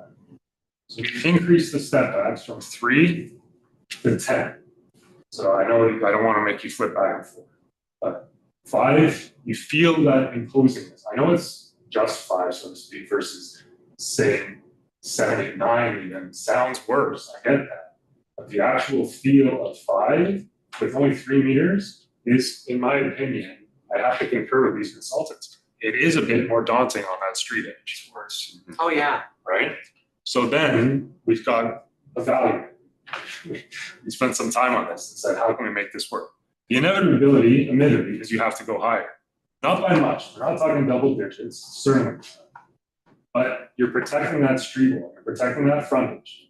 You're getting much more step back so that you actually still have that heritage Main Street feel, right? And that pedestrian, again, your pedestrian experience isn't hindered by shadows. I understand. Yeah. This is the best comparison. You're right. You're right. Great. Yeah, exactly.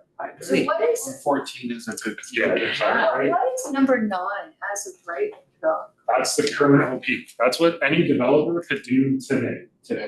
That's, But that's, but you're not showing heritage properties here. whereabouts. That's the temporary side.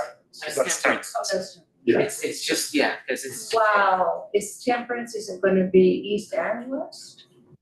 East and west, what do you mean? Like the density would be No, focused on the west, temperance is, north, south, but do you Yeah. show I yellow? mean, is it gonna be east and west on temperance? Is it gonna be both sides of No, temperance? No, the temperance is the boundary. So there's a map at the beginning that shows Just the general boundary. East the temperance. Yeah, and there's a map on here where that little red thing shows where Yes. the actual, where it's looking at. Yes, I didn't have trouble with that, thank you. Yeah. So overall, not to generalize the site or the downtown area too much, but it is a general 6 to 8 stories that we're looking at, and that's what this currently shows. 14. It's a max. I'm not, Yeah, this is still subject to refinement, and I will, we will be looking at the individual site needs, any changes that may come. Oh, I've been looking at this very intently because, I live right there, so I do, and when I see this 910 and 840 and, all the, how many people, the density in that area. Yeah. That mean, Say it what you like. So. I don't even know So if this is structurally what some of could these be, buildings but would this is survive with a 3-meter. It'd be more expensive and I'm looking at it from the housing rents too, it'd be more expensive if you last on from a purchase. I don't think it's subsidy. When I was in Europe recently, they just saw the front of it, the rest of it, they just blasted all out and there's nothing left. They saved the whole facade here. You're walking down a street in Germany or in wherever, and the whole front of it looks beautiful. They look like there's no bath. There's nothing, it's always. Yeah. So are you talking about that? Essentially, we still are advocating for at least 10 meters of what would be the heritage feel, so I think it's better than the European example in that case. But, yeah, 10, I know, I see what you mean. but you'd actually get 20 meters of that heritage ground floor retail. Does that make sense? Yeah, from the sidewalk in. Because, We need, no, you get it all still, because the development would only really start at 10 and then 20. So, okay, essentially 10. essentially. That doesn't mean the ground floor, the retail level floor. So can the be as ground deep floor as- has to stay retail, right? Yes, correct. That is a focus. So does it have to be on bulk when it's 14? Does it have to be so modern? Oh, yes, section 14. Does it have to be so modern? It doesn't. That's a fair question because through this exercise, we, like I said before, Bill 23 took away our ability for urban design. This puts us back in the driver's seat and we can actually require certain elements. I will be honest with you, maybe we got comments from the Masonry Council of Ontario. Yeah. We're going across the province saying, please, please, please, encourage brick and stone. And that's Yeah, what we because intend- it's a diamond. That's what we intend to do. Yeah. So we would encourage brick and stone for these new builds as well. I apologize. Okay, I don't have to forget. Just some of the comparison. All this flat stuff here. I think it is a good compromise. The 3 meters scared me because I don't think a lot of historical buildings would survive a 3-meter cut on. Yeah. It's almost like imagine if you have a cardboard box. You're talking about the weight, the balance? Well, the structural integrity. As soon as a cardboard box is very strong when it's a box. Let's slice it in half and it just becomes. Gotcha, okay, Right, thank you So the so more you much. leave out of that box, the more chance you have of it surviving. Thank you. Thank you. Yeah, and So if it doesn't look modern like this, yeah, we're still. I'm on board? I think so. I want to hear what David has to say. It's a very fair comment though, madam. I wanna decline my delegation now. No, but also the comments, the negative comments. Yeah, From the open house. I can speak to the open house. I will generally say though, it was much like, I'll say our meeting tonight, where there's the initial reaction, right? But then once you sort of dissect it a little bit and realize that it's a tool that allows us to advocate for our downtown, preserve our downtown, add density in our downtown in a sympathetic way, and gives us control over urban design and material.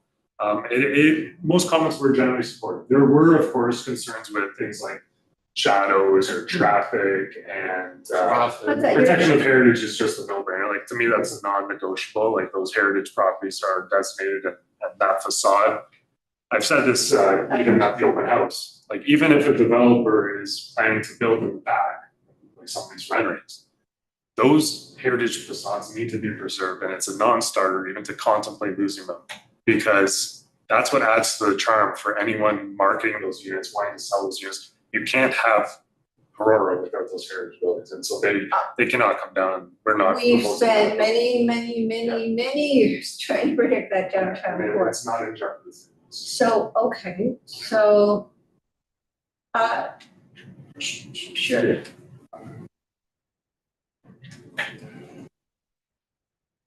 When I was reading the bullets, and I on page 2 of 2, I guess, of the report, my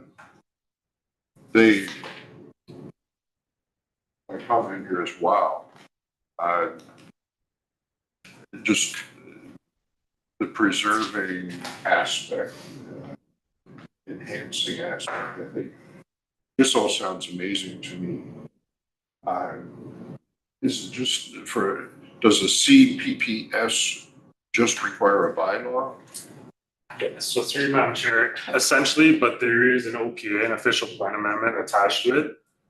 I generally find the OPA to be, generally speaking, more administrative in nature, because what the OPA does is it defines the boundary area and simply says this area is now subject to that CPPS bylaw. And so then you have the bylaw attached to it, which details all your design requirements, all of your zone permitted uses, your materials, everything is in CPPS bylaw. So that's the meat and potatoes of this. So you don't need any province permission. No, you don't. Wow. Puts us in the driver's seat.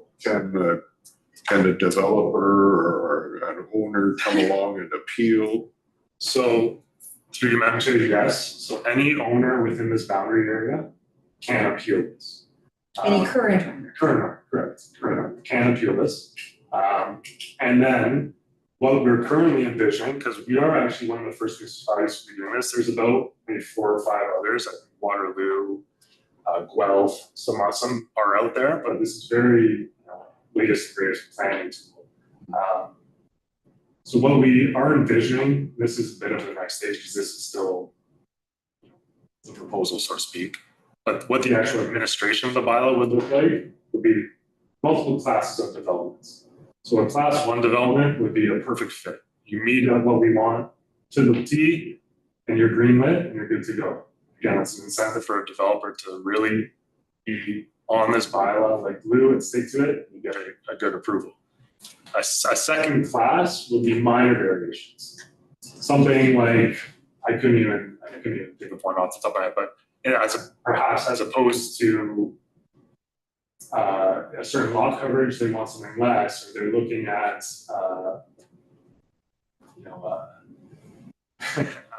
thinking perhaps even a side yard setback that they need a very minor, it essentially be a minor. Who would decide that? Currently, we're contemplating it to be under the delegated authority of the director because of their minor nature. We will come up with a list by the time this has to get approved of what is minor and what's not. Okay. And even if we look at something like, I believe the consultants generally recommend like a 10% threshold as minor. If council doesn't want that, that's council's prerogative, but that would imply something like if there's a 20-meter step, let's even say 10-meter step back. If the developer wanted one less, 9 meters, maybe that's something we can negotiate on through the director. But if there is any variation in class 2, even 1 meter, we're expecting a bonus for that. This allows us to have bonusing back in play as well. Not in the traditional sense of bonusing over. No, I understand, they have to pay us. Something, they have to provide public art, they have to provide affordable housing, they have to provide something. They just give us money. Well, What did you say? whatever, anything, right? So that's why. A sod roller for the long haul. And then, sorry, finally, one last thing would be the final class 3 would be, just because we have to recognize it, a major variation. You're going off the rails in terms of height or whatever, and that's not part of this, that's going to council. Because that's not part of Yeah, the. but then somebody could ask us and then we would say, hopefully no, and then they could take us to the tribunal. So I think appeal that was rights for the this, gist of the question. appeal rights for this though, not in that sense, because we've already passed this framework. And this framework would be so fresh, and there's also a 3-year freeze on any amendments. I don't know, 2, 3, or 5, I think I can inform you. On this So particular. once you pass this bylaw, Yes, okay. yeah, once you pass this bylaw, there's no variations to it. There's no Yeah. further appeals of, At that time too. At that time too. for those 3 years, there's, if they, No developer can vary whatsoever. or appeal to any higher level. Correct. Even minor? Minor, we would perhaps allow, but no major appeal, variations, yeah. And we could decide the coloring? Yeah, that's what this is for, yeah. Is that your question? No, I was gonna say in the tribunal, though, you wouldn't be successful if something was just. Exactly. Tribunals are gonna be looking at like a. Good plan. Yeah, And this is great planning. it's too fresh for anyone to contravene it. So- I know, I'm skeptical, because I think we've done some great planning in the tribunal. Yeah, but- Is that I've got 2 more. a? So this is perhaps. We're gonna have, before you go, we're gonna have to have a motion, how long should delegation? We fixed in 15 minutes. Oh, yes, 5 minutes, and Christopher, I wanna do something under your business, I think 20 minutes. We can always move it more. Can we try for 20 minutes? Extend the necessary time. Oh, okay. So a lot of stuff, it's important. Okay, you're right, that's what I always say, because, okay, let's just extend the hour to 9:30. 30 minutes? Pardon? Sure. 30 minutes, sure. All those in favor? Great, thank you. So So we, this is maybe, I got a good question, I got a stupid one, but I'll do the stupid one first. So the town or province wants to intensify. Is this, if we're setting back 10 meters up top and putting in residential, is that up to the owner to want to do, or is that the town saying you're gonna do that? Through you, Madam Chair, this would be us saying you have to do it. okay. This is effectively a zoning bylaw thing. Okay. It's as legally binding as a zoning. So it could also help to tidy up some of those backyards of those They properties. don't have money. That's true. And A developer, the boundary, so it's maybe a problematic boundary right at the moment. But since change is perhaps about to occur, I'd like to suggest that Wellington Street West be extended not just to Temperance, but to Mill Street, so that Fleury Plow Works, Bacon Basketware could be incorporated in this. Okay. Yeah, that's an interesting comment. We can take that back for sure. Just given its historical significance within the town, But- equal or more than System Shoes. Okay, but then how do you envision that working out? That we have to keep the layout as it is?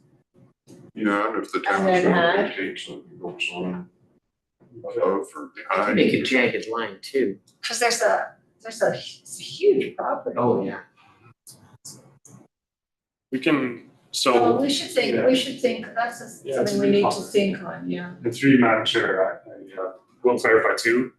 These open house documents were from June and we are still going to a public meeting. So there will still be a public meeting and there'll still be committee of the whole session and all that too. So there's more to come as well. It will come up fast, but there is more planning.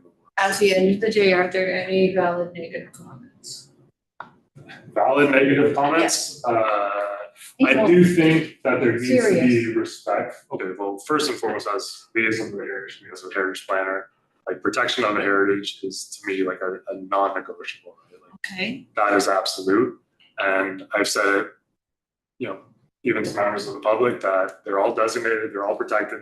And this by no means also interferes with those designations that are in play. Like just because, say, someone's developing on a certain property, you still need a heritage permit, right? So we still get that lens of review as well to make sure that the facades are protected, to make sure that that's, you know, part of our review. And we can still require studies or also additional components to this. This saves a lot of the streamlining of approval, but then you can also add conditions, just to be clear. So like if there's a condition that requires geotechnical work or any other sort of work, you can still do that. So it streamlines the approval, but it still allows for conditions to be in place to protect the assets that we want. So yeah, that was one comment. Obviously, when we first introduced this, there was reservation about what's going to happen to our heritage downtown. And What we've taken care of, but is there anything else? traffic, I would say, is probably number 2, right? Well, we're supposed to use in transit on that street. Ultimately, and we want to encourage pedestrian, Yes. walkability and alternative modes of traffic. One thing about this plan too is it has a lot of east-west pedestrian connections. Yes, I Capitalizing saw that, yeah. capitalizing on existing assets like Mitchell's Alley or the stairwalk down on the west side. So that you can have opportunities for potential courtyards or in the case of Mitchell's Alley, just an example, you may have buildings that have dual frontages. Mitchell's Alley won't be a frontage for traffic, but it could be a corridor that's open to pedestrians that allows for cafes or some vibrancy. That would down be that very stretch, too. yeah. So things like that. Just density at large is obviously always a comment. You know, and making sure it's done in the right locations of town. There was probably another theme was that there are some of those stable neighborhoods in proximity. There are existing single detached homes in proximity. How do you rectify going up in height relative to those properties? And that's a fair point, but it is a matter of designing that in a good way. And I will fully admit that the design does emanate from Yonge Street, right? In terms of Yonge Street being the primary street wall, right? But at the same time, I do think that there is options to strategize your concentration of height in certain locations. For example, the Yonge Street grade down to Temperance, it slopes down. Right. So the fact that you actually add height in that location makes the most sense because your view from Yonge Street may be 2 stories less. It's 2 stories less. It is really 2 stories less. So hypothetically, even a 9-story there, it looks like a 7. Just, I'm talking from Yonge. Right? No, I understand. I would just, if I had a house on Temperance, maybe I wouldn't want any windows facing me. Fair enough, right? And that's where we even looked at the consultant as the ways to sort of angle the buildings in more U shapes or just different ways that there's more porosity. So it's not just a solid street wall in Temperance as well. And noting Temperance, the residential, this Bacon Basketware is right there too. The residential, give or take, starts, let's say, a third or halfway down Temperance. So the greatest height really should be in that northwest portion and tear down from there, and obviously using Yonge as your focal point. So it's about respecting stable neighborhoods, especially then on what else there, Tyler and some of those ones, I mentioned George, right? But those wouldn't necessarily be your tallest buildings either. Those may only be 5 or 6, right? Because your tallest will be at the strategic location further north. Well, is that gonna be written somewhere? Yeah, that's generally in this plan already, and then what we come to council with at our public meeting will be even a more detailed version of this, and that'll be October 29th. That's come up quick, yeah, but that's what we're working on now. Is that gonna be public plan? Yeah. Oh, that's a special one. Special. Where's that being? Town hall. Can I, Mr. Hurd, now that you've heard so- the discussion, do you still have things to add? Oh, 100%. Okay, well, why don't you do it? Mind if I stand? Because I've been You sitting can do so whatever you long. want. So the reason why, those who don't know me, David Hurd, my family's got roots. Pardon? Because he's a delegation? Yeah. Does anybody have anything else to say? Okay, all those in favor? Approving the report from staff. Thank you. Now we'll need. Didn't we have a mover and a seconder to put on the floor? Whoa, Move a very second. bad at this. Here. Thank you, and we did all those in favor, and now I need a mover and a seconder for the delegation. No, okay, go for it. So I have no idea where I'm gonna go with this now after hearing all this information tonight about John Bowser and everything. I'm gonna start with this. So the reason I'm here is, I've sat on the Heritage Committee for 2 different periods, 2010 to 2014 and last year. So I do have a long passion for heritage in Aurora. I'm going to go back to something that came up earlier. My grandfather actually fought in the First and Second World War. And he struggled after having his eardrums blown out in Mesopotamia in the First World War and came back to Aurora, lost to the world. And thank God he met a very kindly gentleman who actually gave him a job and then worked alongside of him to help establish and build the Aurora Legion. And that was John Sisman. And the Sisman building we know on Bercy Street, when they had him, was designated with an incredible story. I mean, this is a company that made the footwear for our military in the First and Second World War. They made boots for the CCM skates for NHLers, gave jobs to veterans, and it's appealed and it's taken off the registry. I was shocked when that happened. Reacher. So sitting on the Heritage Committee the last term and watching, the reassessment of the 287 properties being designated in our town that have historical significance. I feel like the goal lines, the goal posts are being moved by the province over and over, and it's being harder and harder to be heritage advocates. But then I look back and I think sometimes it's been really hard to deal with the developers. And a prime example, again, glad it was mentioned tonight, when I heard about the discussion tonight about, I saw the proposal at the last meeting at Town Hall in regards to the development of the downtown core. My mind instantly goes back to the Sorbet Spa in Wellington Street. My understanding is that building had a connection to the Doan family, the gentleman who named Aurora, huge story, fought in the 1837 rebellion, had a child, when he was in prison after being, and that child ends up being the second postmaster of Aurora. And I'm looking at all this and going, but what do we have left of the Doans other than a plaque at Yonge and Wellington? Anybody that I believe, after all I've just said, what's gone on in the province and what's gone on with the Science Centre and what's gone on with Ontario Place, that thinks that heritage is a slam dunk in preservation with this province right now, I disagree.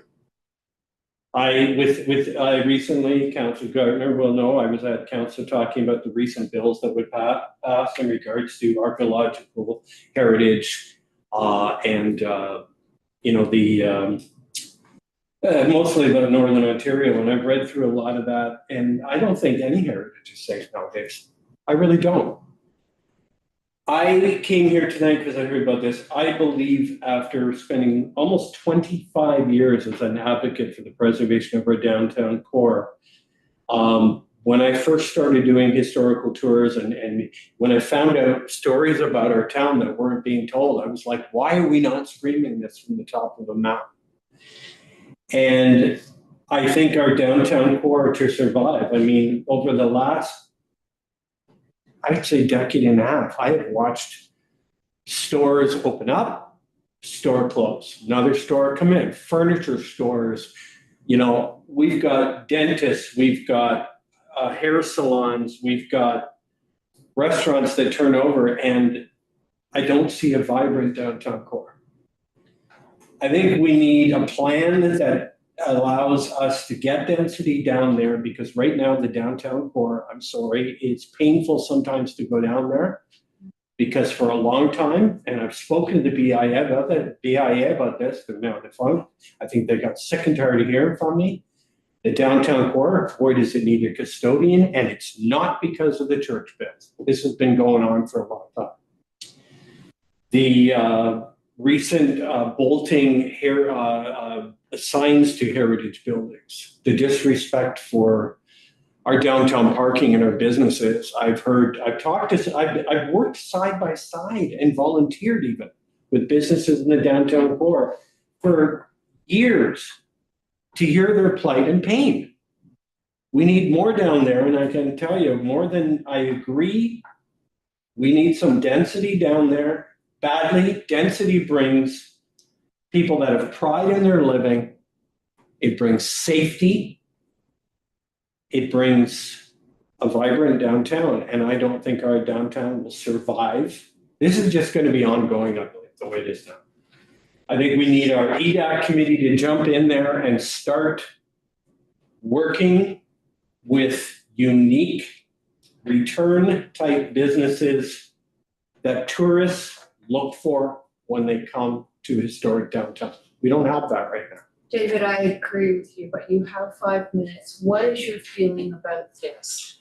My feeling about this is my main concern, and why I came, my main concern is the 30 or the number of meters. We talked about it. It worked out to like 10 meters, about 32 feet. I went there the day and I went 32 feet back, and I went, would I be okay this? Yeah, I would. I'm concerned about the preservation of those facades. 110%. That's number one. Yes. The other thing I want to bring up, which I've been talking about for a long time, and Bob McRoberts brought this up, I'm also concerned that, you know, if there is a property that is worthy of designation, it is the Fleury Foundry without question. The Fleury Foundry, if you've never been there, if you've ever been in the West Building, it is like stepping back into, excuse me, time, but also it's very reminiscent of the distillery district.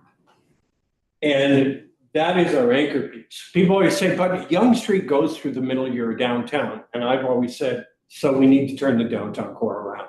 Temperance is our asset. The Fleury property is our asset. It needs to be developed because it's got some issues, we know that.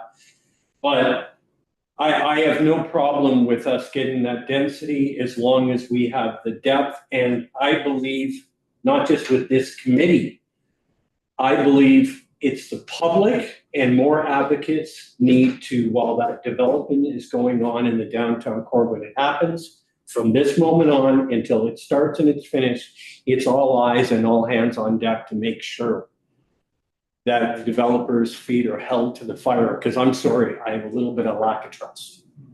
How's the fire in what way?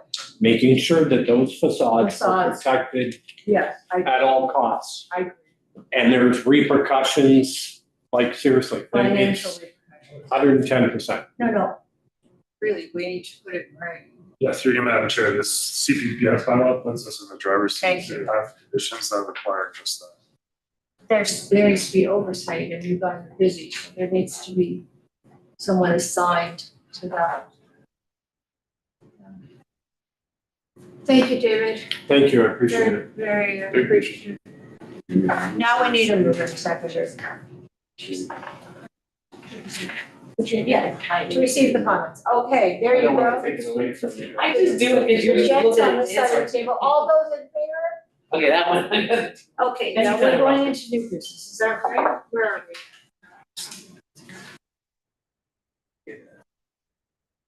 Informational items, we have none, so we're now into new business. Does anybody have new business? I have Um, one. Sorry. It does. Cynthia, okay. Rocco, I don't know, were you gonna speak about Heritage Week? I wasn't, I thought you were going, so mine was about something else. Okay, So you, can I start with Heritage Week and then you can piggyback? Okay. Through you, Madam Chair. So Rocco, John, and I have been working on planning the first Heritage Week for the town. We've got a pretty comprehensive plan that we're really excited about. Some excellent speakers, some of them in the room right now. Lots of community groups that are interested in participating. And we are continually sort of refining the plans, but the kickoff will be on Family Day, which is February the 16th. Um, and the opening ceremonies will be at 10 o'clock, and we have a really exciting lineup planned. So at this point, I think just make sure you mark that date on your calendars that you're available, because the Heritage Committee or Heritage Advisory Committee we're hoping also have a table and talk to the citizens of Aurora about the amazing work that happens on this committee, and also the role that Heritage Week will have in the town moving forward. I don't know if there's anything you wanted to add, Rocco, to that. no, I think the planning is going great. I'm really excited about it. Thank you. Yeah, like Cynthia said, we have a great lineup planned, and we've got some really good traction going, and yeah, I think it's gonna be a nice event. Thank you. I have a question. Is there a National Heritage Week? What if we have to do it in February, is what I'm asking. Can we do it in the spring? I think that's mandated. There is it's a Ontario province-wide, correct me if I'm wrong. Yes. It's a province-wide initiative from the Ontario Trust that's the Heritage Week. Okay, so are we doing all of this inside? Yes. Except for maybe some tours by Mr. Hearn? Through you, Madam Chair. So we have our kickoff isn't inside, but we have other community groups that have offered to do tours of their facilities. We're Okay. still waiting to hear back from a couple that would be outdoors. But obviously, February is not the best time of year to be outside, but as Rocco said, it's a provincially mandated week. So those dates are sort of limited. Could we get Baking Basket involved? I'm sorry, could you say that again? Baking Basket? We certainly can reach out to them if they'd be interested. I mean, that wasn't one of the names that came up, but if someone has a contact and they want to give it to Rocco or myself or John, we would be happy to reach out to them. Do you have a contact? So through Madam Chair, I don't think I have the most current contact. I'm not sure. I have no idea. I can run through them for sure. I mean, it's such an interesting site. It's kind of projected in a bit, but by the way. Well, thank you so much for your work. This is, as you know, these things take a lot of work. If nobody steps up, thank you. You had another. New business item. I think it kind of piggybacks on Adam and David, what we're talking about downtown core in it. I just want to start a new business item basically about the downtown core and the signage and what's happening in, David referred to, people bolting into heritage buildings, and now signage is being moved around. Yeah. Most of these buildings are, graffiti as well. We're gonna discuss that. We're gonna discuss that, okay. Yeah. A lot of these items are actually in our bylaws to control. And I know that Adam has got bylaw involved in, trying to police these areas, but there's basically laws being broken right now that we can have more immediate, fixes to the downtown core, and, make the downtown core look Look more, I understand, attractive. yes. Can we do that? Yeah, I'm sure we are. Get bylaw to charge, Any- warning first and then, Yeah, I've been to a number of properties myself. Okay. Since Rockville. it's all about the Maybe money, aware, but we used to. Because, I'm working with, like, I think 6 or 7 sign permits right now, trying to get people to Okay, comply. Okay, well, we do have a signed bylaw. But then it's not compliance, right? So There's that we're trying one to force place. that. And then for bylaw as well, yeah, absolutely. Bylaw, anytime there's graffiti, bylaw is aware, links to the neighborhood, I should say. We work with the owner to try and rectify the situation. We have our clean communities bylaw, right, which speaks to some of these elements as well. We have our sign bylaw, which Okay, speaks to these elements. It's not an issue of the bylaws per se, or, we have the codified requirements, and it's just a matter of enforcement. maybe It in is the easier said than done, right? I mean, the Yes, property owners I'm working with, it can be an uphill battle, right? and maybe for the downtown core as part of this plan, maybe we could have a particular kind of sign. Oh, absolutely, yeah, no, through this plan, they get into Well, all those materiality details, yeah, absolutely. Is that, So just adding on that, yeah, is there so I know the Aurora Economic Development Corporation has kind of taken over for the BIA, which is supposed to be caring for the downtown core and trying to drive business to that area. Being those buildings are mainly all heritage building, is there a possibility of having a liaison between the Aurora Economic Development Corporation and the Heritage Committee to try to work hand in hand to try to drive business to this area? Like, can someone from the Heritage Committee, like I would volunteer myself to kind of jump on board with that committee to try to drive? let me think about that because it would be a presentation, I think, because you have to be appointed to that board. Yeah. So, I'll be honest with you, I even actually tried delegating because I was trying to tell them the importance of this. And my delegation was actually refused. They said, okay, well, that's. yeah, they said, we don't accept delegations. They actually run completely different and they actually don't have their schedule online. Like, it's weird. The because meetings are public. I know, but try to find the meeting on the schedule. It's never on the Aurora schedule. I'm gonna have to leave that with you. Yes, so through you, Madam Chair, you're speaking about the economic development side. Yeah. Yeah, so that's our manager, Andrew Poirier. I believe you spoke to him as well. We have a new manager now. Yeah, Andrew, yeah, so I can notify him, obviously that board or committee is outside of my purview. I have delegated to them before, or No, but. presented as staff to them before, but for those matters, yeah. Okay, I haven't met Andrew, so I don't think so. Yes, that's a very good idea because they are supposed to be taking care of the downtown as well. Yeah, and with all the heritage On their buildings. mandate, yeah. Yeah, and so this is a good opportunity, I think, that, we kind of work together to drive business to the downtown core and improve it. And maybe we need to work hand in hand and maybe someone could kind of push them to try to make this more public as well. Yeah, like through Madam Chair, from like a staff perspective, right, obviously economic development is a division within the town, Andrew, Angela, and then myself as sort of a heritage planner. Like anytime there is overlap, like from a staff level, but I get what you're saying, it's more of a. We're getting, we're getting, Public engagement. we're getting shorter in time, but maybe we could get even him to come to our meeting one night. Sure, if that's. I actually go to the AEDC meetings myself. Okay, so as. And I sit on the side just to So observe. could Andrew be aware that Absolutely. Rocco wants to make a delegation? Thank you. For sure. Okay, that might be the easiest way around. Because Bob, I think, Thanks. Sorry.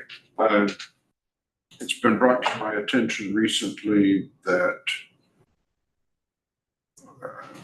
through David to me, 32 Wellington, beside the post office, the building that we talked about earlier, should there be a plaque? Did they promise us a plaque? These two Wellington, I'd have to look this one up. Yeah. I don't know offhand, but. plaque We're- was we're assuming- designated a post, saying that it was a post office. No, not that. No, the former spa. Oh, Stormage, okay. I think they promised us a plaque. when they Okay, were- thank you. A building mounted or a freestanding, do you remember? I'll look into it. Building. And the other, I would like, I don't know, I've said this to too many people that I don't know if I've mentioned it here before or not. The Heritage Conservation District, the one and only in Aurora, is turning 20 in 2026. And there are only maybe 2 or 3 pieces of sidewalk, if you stare at it and you're lucky enough to see it, that I identify this is a heritage district. Okay, there you go.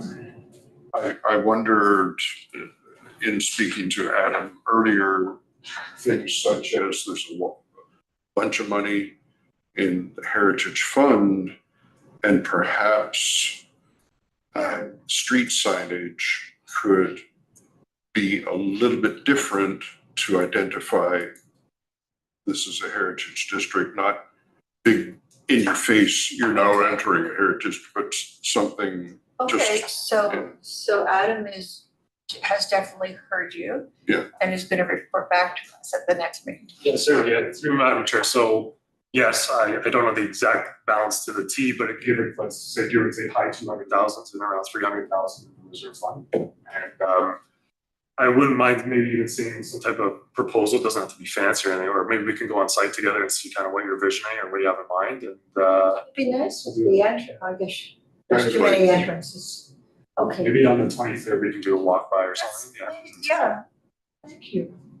that's it's in short, it's feasible. No, that's. The request I don't know why we comes through haven't done Heritage this. Council. So my new business has to do with, Adam doesn't, Christopher, Adam doesn't even have it. It went to the clerk. This is about graffiti on heritage buildings. So, you can get that information from the clerk, or I don't know if there's a. the photography. Or you could get it from Chris. Could Christopher send it to you directly and just as an, no, as an information item for our.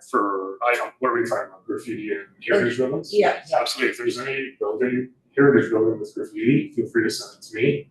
I'll notify bylaw. Christopher has quite a collection. I'll notify bylaw. And and when I said to you that it's bylaw who deals with graffiti in general, but